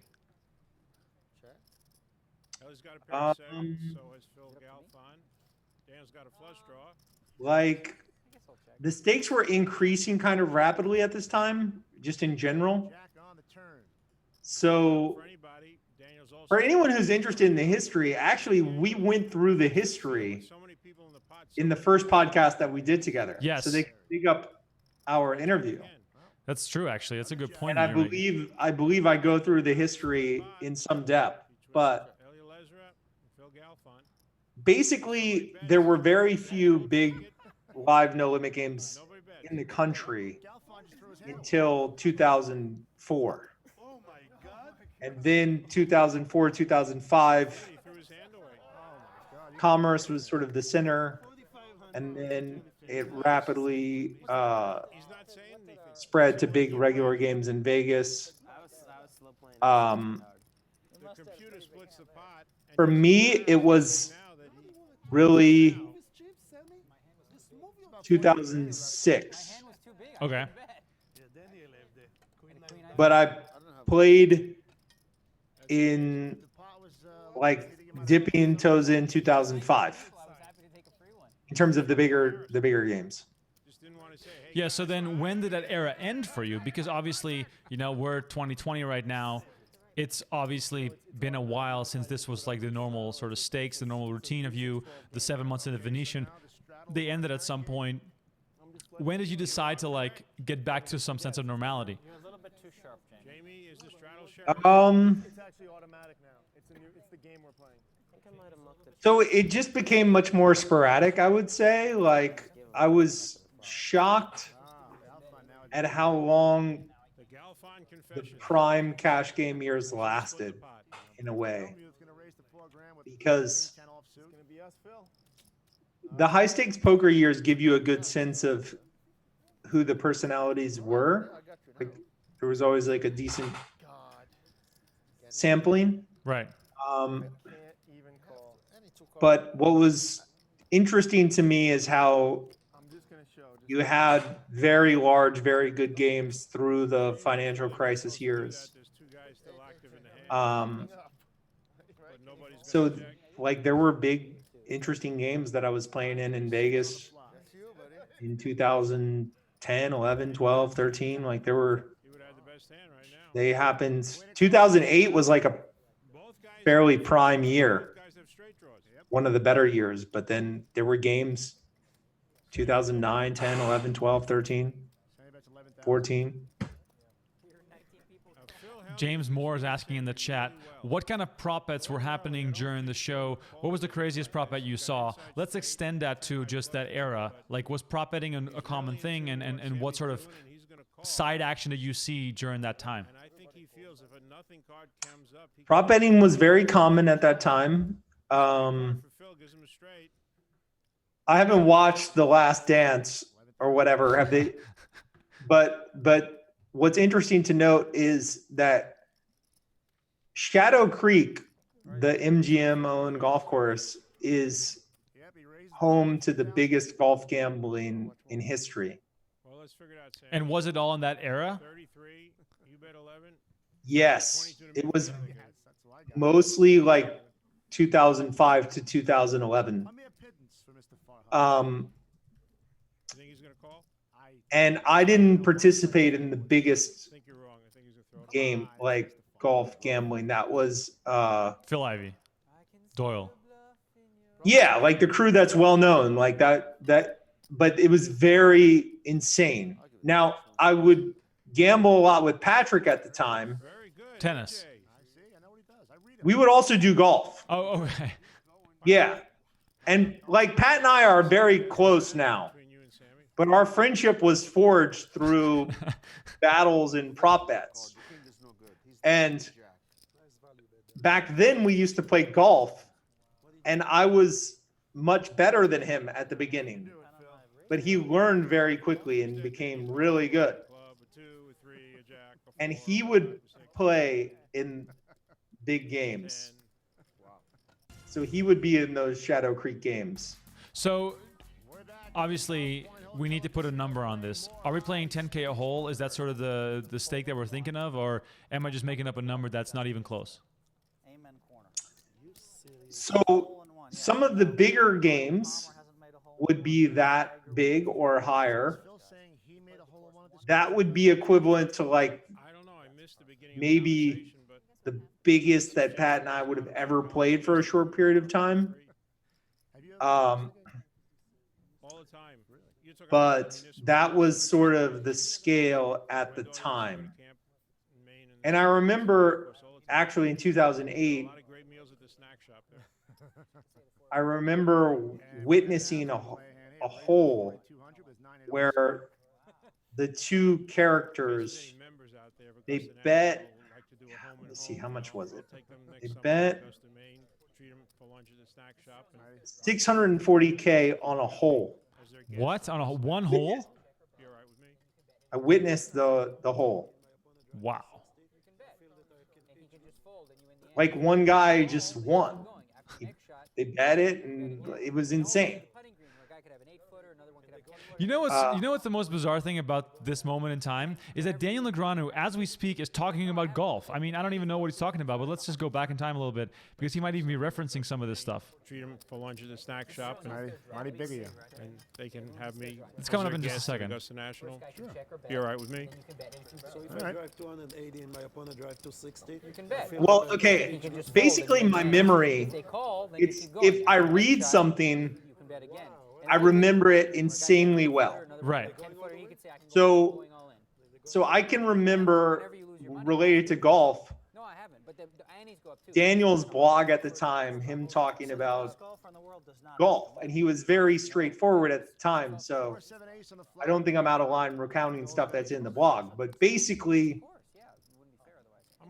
Daniel in those years, in the years before this, he was winning in poker, but he was playing golf props, and they were playing so big that the losses would sting. Well, we were talking about that bet. I don't know if you can revisit the blog post or whatever, but they're. Oh, I probably can in some way. Let me see. Full contact poker days. Well, the first thing that comes up is a story of him having a wild 550K golf prop bet. The second one that comes up is Daniel Negreanu loses over $3 million on the golf course. This was not uncommon for those times. I mean, I remember talking to various players when I first got into poker, and basically everyone wanted to talk about golf. Golf. That was all they talked about because that's where the action happened. And basically poker was the way to get people to the golf course. That's to me what it felt like. High stakes golf was really a thing back then, and there was even a TV show made about it. Well, the TV show didn't capture the essence of gambling on golf. Right, but it was still like contest. But it shows that this was happening when it draws the attention of TV producers thinking they can benefit from these guys gambling super high. And the one that Daniel made was a prop bet of him shooting 80 from the back tees on TPC Summerlin. But the funny thing is that this was happening all at the same time. So you were not sleeping. You were living at Venetian. You were gambling high stakes each and every single day. And I was playing with golf with Daniel back then. And how close or ahead or behind? Oh wait, Daniel had a prop to break 80? Yeah, 80. That was the prop that he had. I mean, I'm trying to read this while we're doing this, but he said he was shooting low 90s, and then he made the prop bet to shoot 80 at least once, and it was a bet against Phil Ivey. And he says this was after he lost a total of $1.2 million to Ivey on a single day betting on golf on the course, while on a course. So the prop bet happened after that. And of course, I can't get the whole story now because I'm reading it while we're doing the show. But still, I mean, those were the amounts of money being exchanged. What was the big action that you had on golf? And did you come out ahead on golf? I honestly don't remember at the time. Like I said, I was playing a bit smaller Right. than that crew. But the guy who I would gamble highest with was Pat. Right. And Pat at the time was not very good at golf, but you could tell that he was very good under pressure. And I think the reason that the golf gambling was interesting at that time was because, first of all, it's very fun gambling. Like I can't explain why it's such a good zone, but it's very fun. So did you spot him a lot to make it more even, or was he just willing to take the pain? It would vary day by day in that regard, but it was clear that he, like the icy vein stuff that he's known for in poker was evident in golf as well, which Doyle says with golf that he's only known 7 people in his life gambling in golf that didn't choke. Wow. So Doyle, and I don't know if he counts himself among those 7, but he would count like Dewey Tomko among those 7, and he has his guys that don't choke. And the best gamblers would be those 7 guys, because like people are smart. They make reasonable bets based on relative abilities. So then the results just come down to who fries under pressure and who doesn't. So how were you under pressure? Were you unable to choke, or did you feel the pressure? It would depend on the day and the stakes. Like I definitely wasn't one of the 7, that's for sure. Right. And you'd feel like with golf, just you could make just some insane chokes. Like you have, especially around the greens, all the small muscle control that's involved. You could just do some absolutely insane chokes. So it was fun. Like it'd be fun. It's in a way funny when it happens to you. And it's also kind of funny when it happens to someone else. So that's part of the appeal. It's just crazy. And did golf gambling die out completely? Like was the full tilt era, Black Friday blowing up, was that the end of high stakes golf altogether? Because it feels as though that's really sort of the turning point of all of this stuff. I honestly don't think that has much to do with it. I think it has to do with rational behavior and non-rational behavior and just Darwinian survival. And like I think it has more to do with rationality versus non-rationality. Like I can remember the same era. I recall doing red or black flops, like just random prop bets. Right, and which is neutral EV, obviously. Neutral EV. And someone said, just offhandedly, and it wasn't even an old school person. It was someone who made the comment. I've never seen someone who gambled on props who didn't go broke. And that comment actually stuck with me because from a rational perspective, on the one hand, you think, what's the big deal? 0 EV gambling, why not? Right.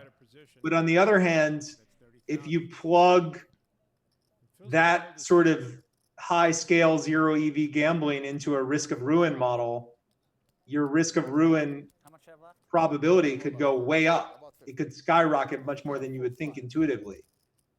And so what he was saying, it doesn't seem like it would be true, but it is actually true in terms of hyper rational thinking. So I internalized that lesson, and other people, they learn it one way or the other, and so I think there's just a rationalization process that goes on over time. But what I'm curious about is, you're a smart By the guy. way, I just want to make an aside. I don't see any poker. Are we watching poker? Oh, you're not seeing any poker. Oh man, okay. Let me fix that real quick because we've been watching high stakes poker the whole time while we were talking. Okay. Oh, this makes no. I mean, I did until it just ended at one point. Yeah, let me just actually turn the screen share back on.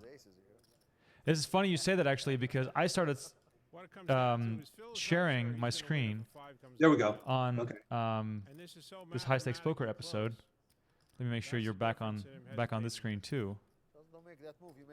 Guys, everyone who's watching, give us both some love here because we are putting on a show for you guys. We're watching High Stakes Poker Season 4. We're having a lot of fun. We're having some wine. Let us know how you're feeling. We're watching Helmuth against Farha here.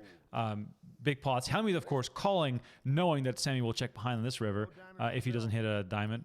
So Farha might even... There you go. If Sammy Farha's all in. Let's listen in. Sammy goes all in. And Phil goes all out. It'll get back for Sammy. Two kings. Anybody can catch him. Nice bluff, Sammy. Just incredible. What I wanted to know, the question that I was getting at, did you feel pressure ever to do these prop bets in order to make the people that wanted to do them feel comfortable and sort of make it seem as though you were more of a gambler? Or was there always an EV calculation in your mind with regards to the type of bets that you were making, both on and off the table? You don't have to have a hand sometimes. No, there was never any of that. Like feel pressure. No, there was never any of that. In fact, I can remember in 2008, the first time I went out to gamble golf with Ivy, after like 2 holes, we couldn't agree on a match. And so he like left because there was someone like he left and I left. I'll take it. They're putting up the money. And we both played with other people, but but it's the way I've been playing you all day. I have to. I never felt any pressure to do a prop. Right. So, as it is a tradition on this show, Ivy stories always do very well. The audience always loves hearing about Phil Ivey because he's such an enigma. Phil, if you're watching, I know you're watching, I know you're a big fan of this show. Phil, please come on this show because we want some Ivy stories from your own mouth. What's one of your favorite Ivy stories? Either you being part of it or you hearing it. Do you have some Ivy stories for us, whether it's poker, whether it's golf, gambling, whatever you might have? We always love hearing about this enigma that he still is. Yeah, I mean, Ivy is absolutely an enigma. He, it's well documented the disregard for money. Right. And I recall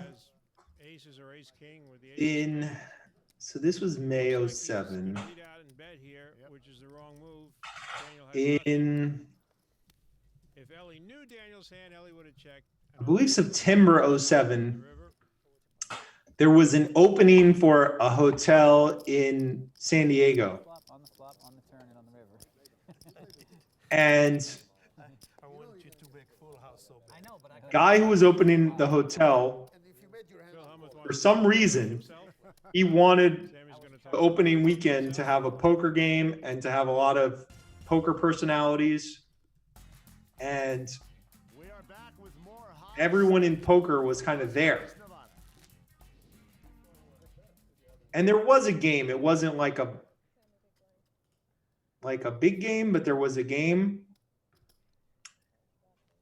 And there was a charity event around it. Short story, I went to this weekend and it was fun. It was like half party, half a bit of poker.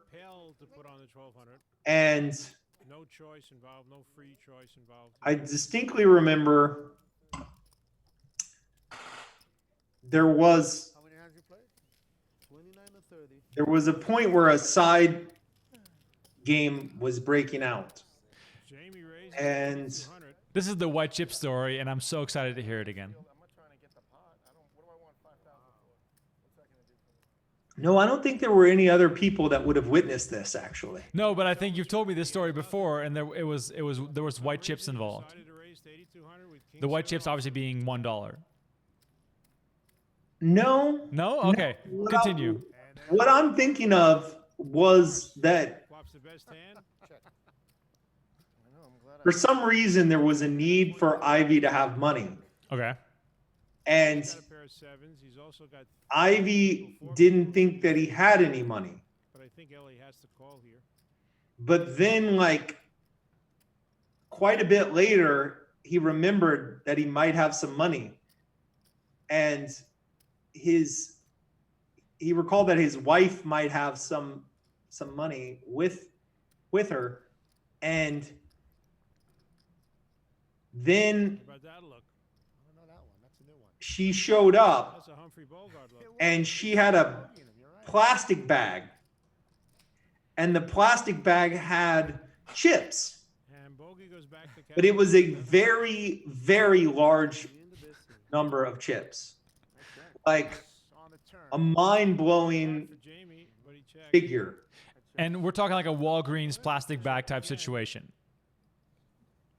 I hope. No, it was just like it was a rational way to keep the chips. It was just like a bag of chips, but it was a clear bag. And I just remember thinking, like, the overall situation, how do you have that many chips? Like, how do you forget that you have that many chips? How is it being carried around? Like, it was a very large number. And that's like an Ivy detail that you won't forget. It's honestly awesome. Like, I mean, I've heard so many Ivy stories over the years that it never stops fascinating me how this guy lived his life. And I only have one personal Ivy story myself, and I've interviewed him once, so I guess I have two. The funniest was, for me, when he won his 10th bracelet back in 2014, I was working for Poker News, and I was doing live reporting. And they had no videographers or video hostess at the time at the Rio. So Donnie Peters, my good friend and colleague, said, okay, you're interviewing Ivy if he wins. And he was heads up for the bracelet. And I had never interviewed Ivy. I had basically interviewed maybe 5 people lifetime. 2014, I was pretty new to the whole thing as far as being on camera. So I had been doing these Ivy stories back in the day.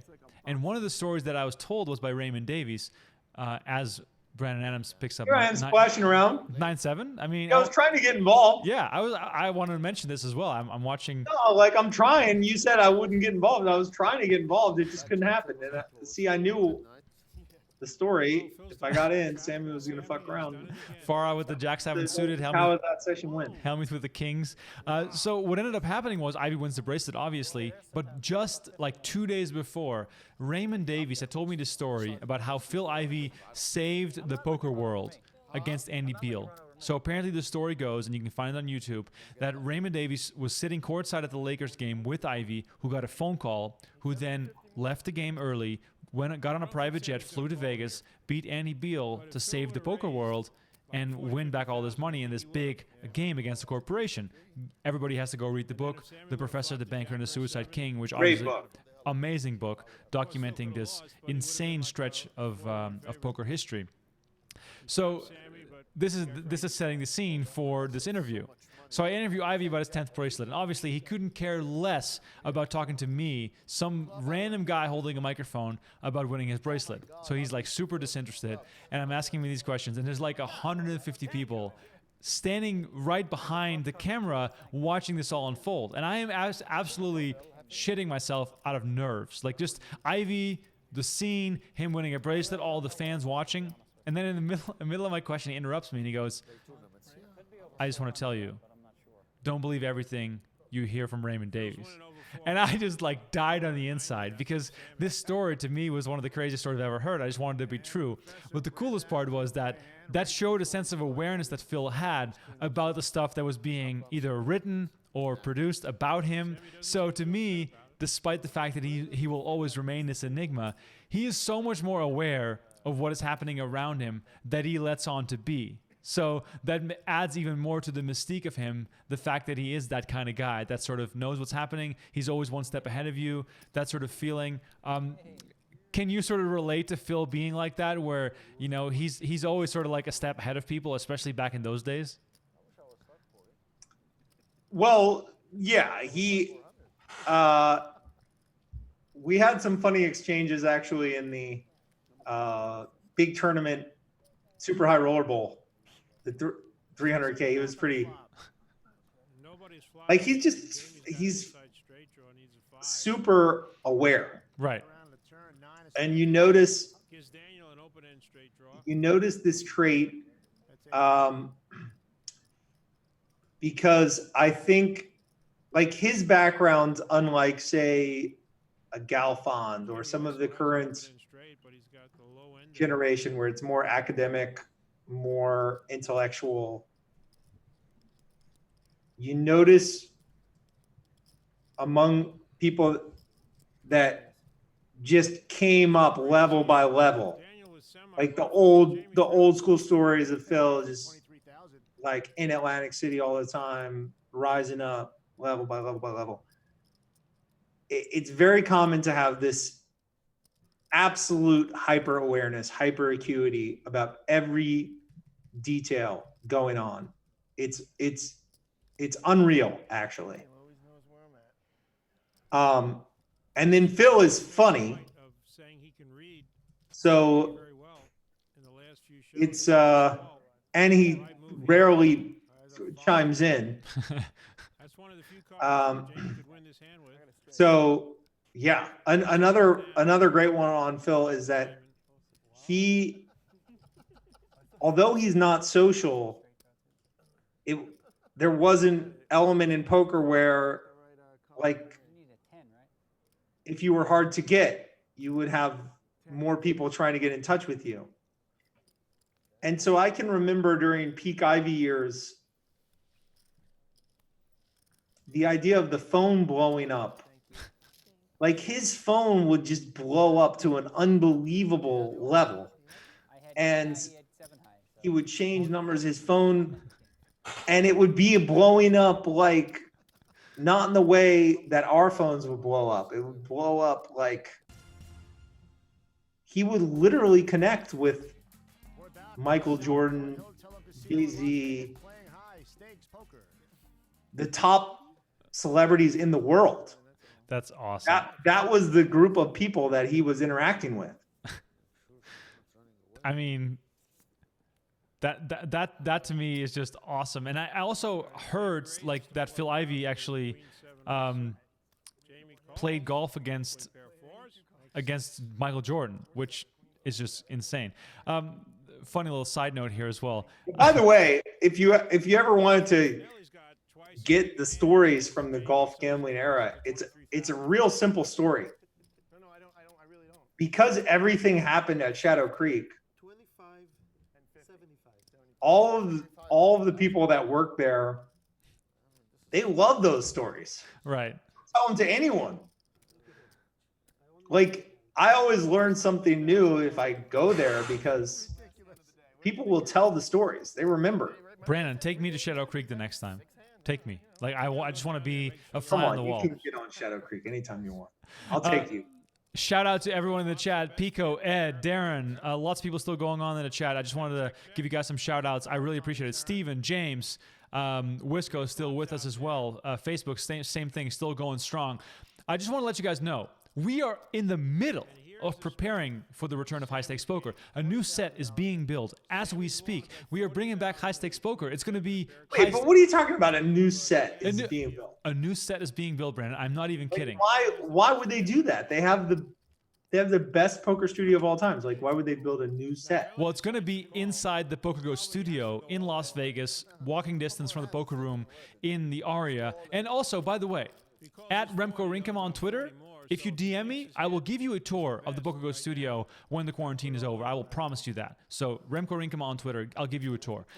Maury Eskandani, who I spoke to just yesterday, is building a new set inside the PokerGo studio, especially for high-stakes poker. So sign up to PokerGo right now. Use the promo code POKER30 to watch all 7 seasons right now, including you don't even have to watch High Stakes Poker. I mean, everyone who's watching this right now has watched all 7 seasons already. You can even watch Brandon Adams' win at the Poker Masters when he thought the purple jacket would go just fine with his lavender shirt, which I think would have gone fine, but you came really close, but you didn't win the jacket. And I know the Poker Masters is your favorite tournament series, and we're going to bring it back in the fall. But still, all that stuff is available on PokerGO. But we are. I was worried that the online Poker Masters was. Oh, no, of course not. We're just waiting for the quarantine to end to announce the return of every single one of these events. And obviously, we have to just make sure everyone's safe so we can organize high stakes poker again in various different ways, not only the cash game, but also the tournaments. And then when Poker Master returns, Brandon Adams is going to win the jacket. I'm going to put some money on that. But basically, high stakes poker is what you want to watch to get ready for the 8th season, which we are currently working on. So I just want to let you guys know. Go watch that on PokerGO right now. Get ready for the return of that. Brandon, I'll make one modest suggestion. Yes, please. Modest suggestion, even a big suggestion. I'm ready for it. Like, everyone should have an entourage. Okay. Like, every player on high stakes poker should have an entourage that should be on set. But in view or off camera? Yeah. Oh, really? Like, I should see there should be 1 to 3 people for each player as an entourage. So Maury brought this up yesterday, that they got rid of that after a while because players were getting uncomfortable with people standing behind them. But on the first couple it is a concern, but now people, I think it would be fun. Right. So your entourage, would it be friends and family? Are you bringing other poker players? Do you have a crew of friends that you travel with? Like, how would that work for you? I have one friend in Vegas that is a middle school friend of mine that happened to move out to Vegas, and we've been lifelong friends. We played junior tennis together, and then he moved to Vegas, and we've been hanging out for a long time. So he would be there. And then depending on the month, like, maybe it would be poker friends, maybe it would be life friends. I'm not sure.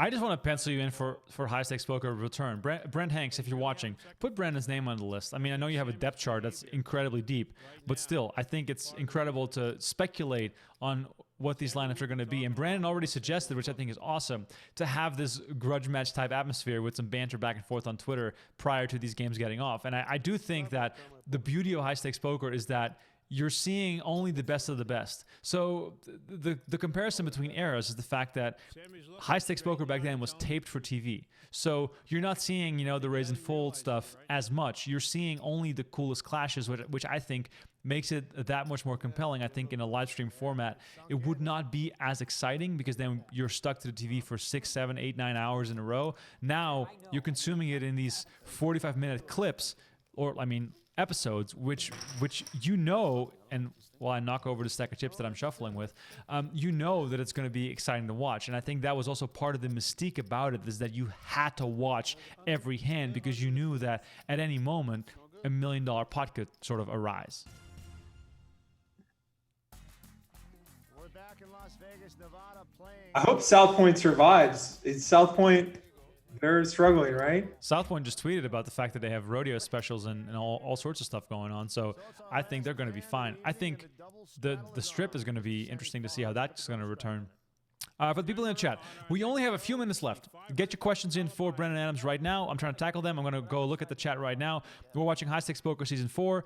Thank you guys all so much for watching. Don't forget to hit the like button on the video, whether you're watching on YouTube or Facebook. Doesn't really matter. Just hit the like button. It helps us a lot.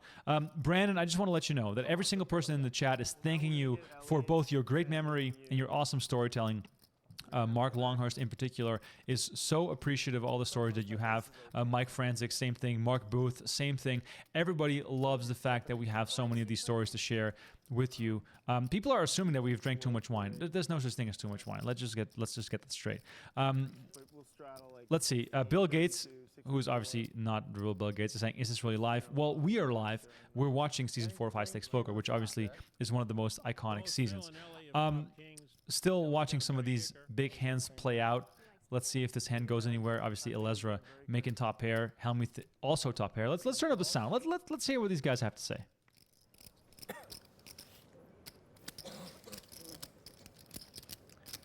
Seven on the turn.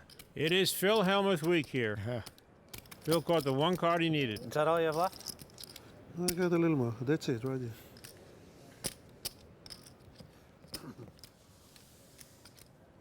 Kings and sevens. Wow. How sick is this? Oh, boy. Wait, you want to do some business quickly? And the Mutual of Helmuth office is open. Jack, right? Queen's a chop. All right, I'm just going to insure against a 9 or a jack. Don't deal yet. So you have 8. So it's 8 outs. Don't deal. We have a full minute. No. 36 to 8 is the actual odds. I'm 4.5 to 1 favorite. I'll do 4 to 1. Wait, you said wait. They're making a deal. 4 to 1. Incredible. Everyone's gambling for the highest stakes possible, and Helmuth is trying to make Does insurance anybody want to bets. lay 4 to 1? It's 4.5 to 1. It's not 4 to 1. I mean, you don't want It's 36 to 8, Sammy. You want to bet on that too? I'm only betting jack or 9. There's 8 outs. He has 8 wins. There's people do you 44 we think know of. I have 36. saw season 4 within a year of it coming out? Like back then, the viewer numbers were pretty high, right? Like yeah. A million? Maury Escandani told me, and I don't. He didn't know the number. I don't know the number, but he said this was the the highest watched show on the GSN network. So that goes to show about how popular the show was. I'll do 10 to 40. I got you. All right, you got it. Yeah, Brennan Adams giving action here on the insurance. 38 to 10. 20 grand. 38 to 10. Is that it? I already bet it with When him. you're up 500. 10,000 to I'm 40,000. worried about the last No, you hand said before the 38. break. How could you take 40? You said 38. Like, I'm ready whenever you raise. I'm okay, ready. I'll take half. We're ready. 38 to 10. Half and half. What? It's 10 to 40 and take another. Give him some more. How much you want it for? Okay, I'll take it for 2 more thousand. 12 for you, 2 to 8 for him, 10 to 40. 2 to 8. I want 5,000 worth. You can deal whenever you're ready. If you want 2 to 8, 60 just say seconds so. is over. Let's go. Hold it. You want to chop it all the way? Your 60 seconds was over. You got 60 seconds to make No, an no, insurance wait. deal. It doesn't Sammy, matter. we got 60 seconds. We No can't wonder we waste didn't time. get You any want 2 Okay, what to do you 8? want to do? So I want to confirm it with him. You want to chop it? He said no. Do you want 2 to 8? 9, 8, 7. Okay, 2 to 8. Okay, deal. Right, with my luck, a jack will hit. There's a queen. Okay, it's a split pot. Nobody has to pay any insurance. No, within no. Said against the jack and the 9. He did. He I said mean, it. Oh, he said that? It's a chop. Helmuth is the only player to ever did stuff like this, where He's gonna make mortgage brokers. he was trying to make insurance bets. Was that a thing in high stakes when you played? Like in non-televised games? He said 38 to 10. Why would you give Well, I'm trying to remember the story. But there's a story where so everyone in poker kind of knows Phil's a really good guy. Yeah. Let me lay 125. Can I lay 130? But I'm trying to remember the story exactly. Where Brandon likes the 12.5%. hold on, let me listen to this. Can I listen to this? Yeah, let me turn it up. I'm gonna scroll back for you a little bit in time. 38 to 10. Is that it? I already bet it with When him. you're up 500. 10 to 12. Do you want 2 to 8?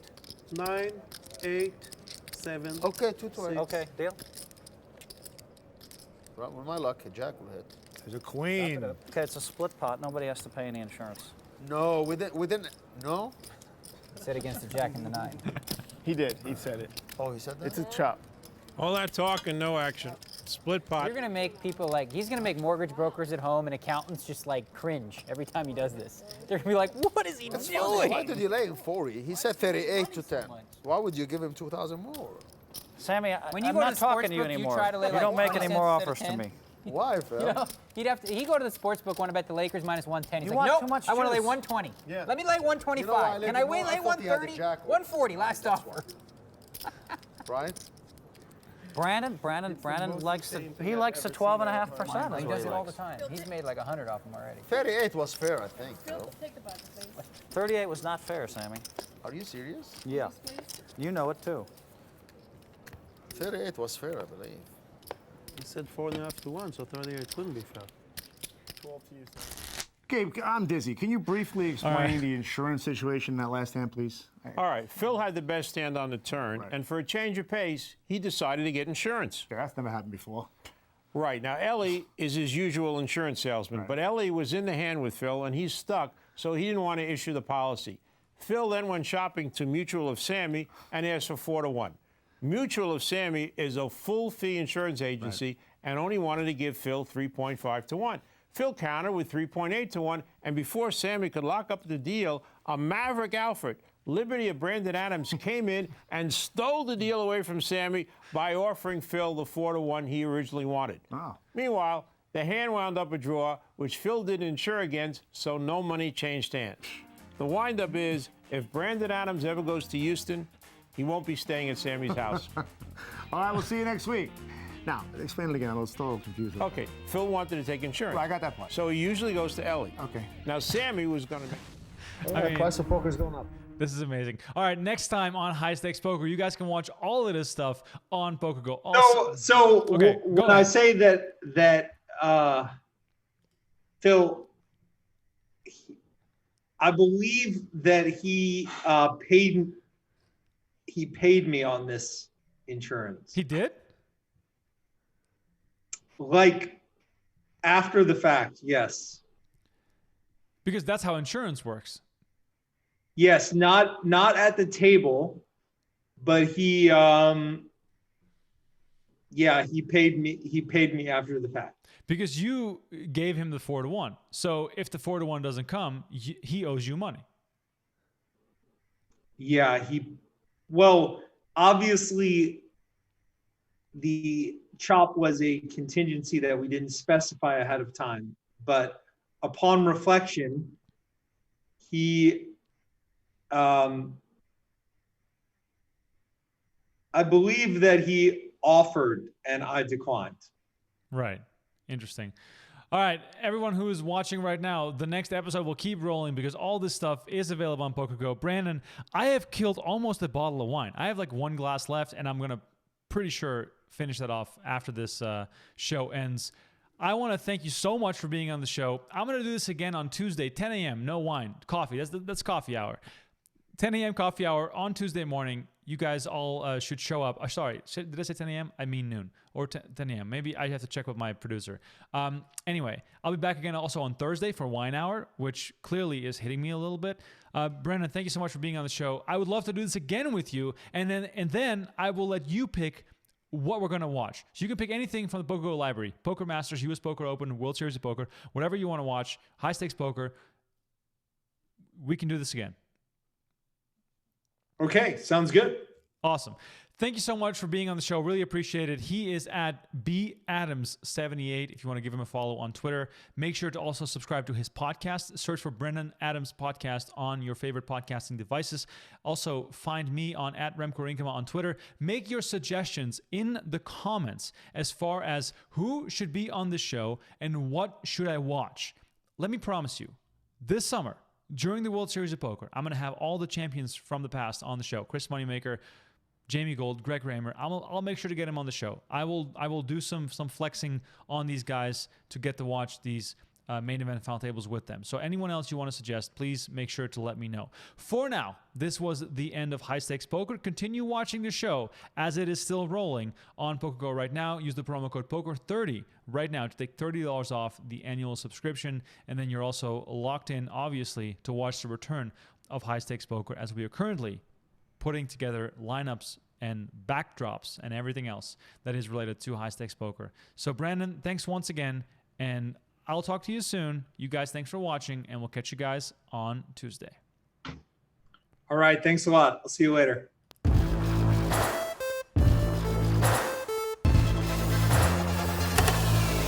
That was fun, man. Thanks for having me.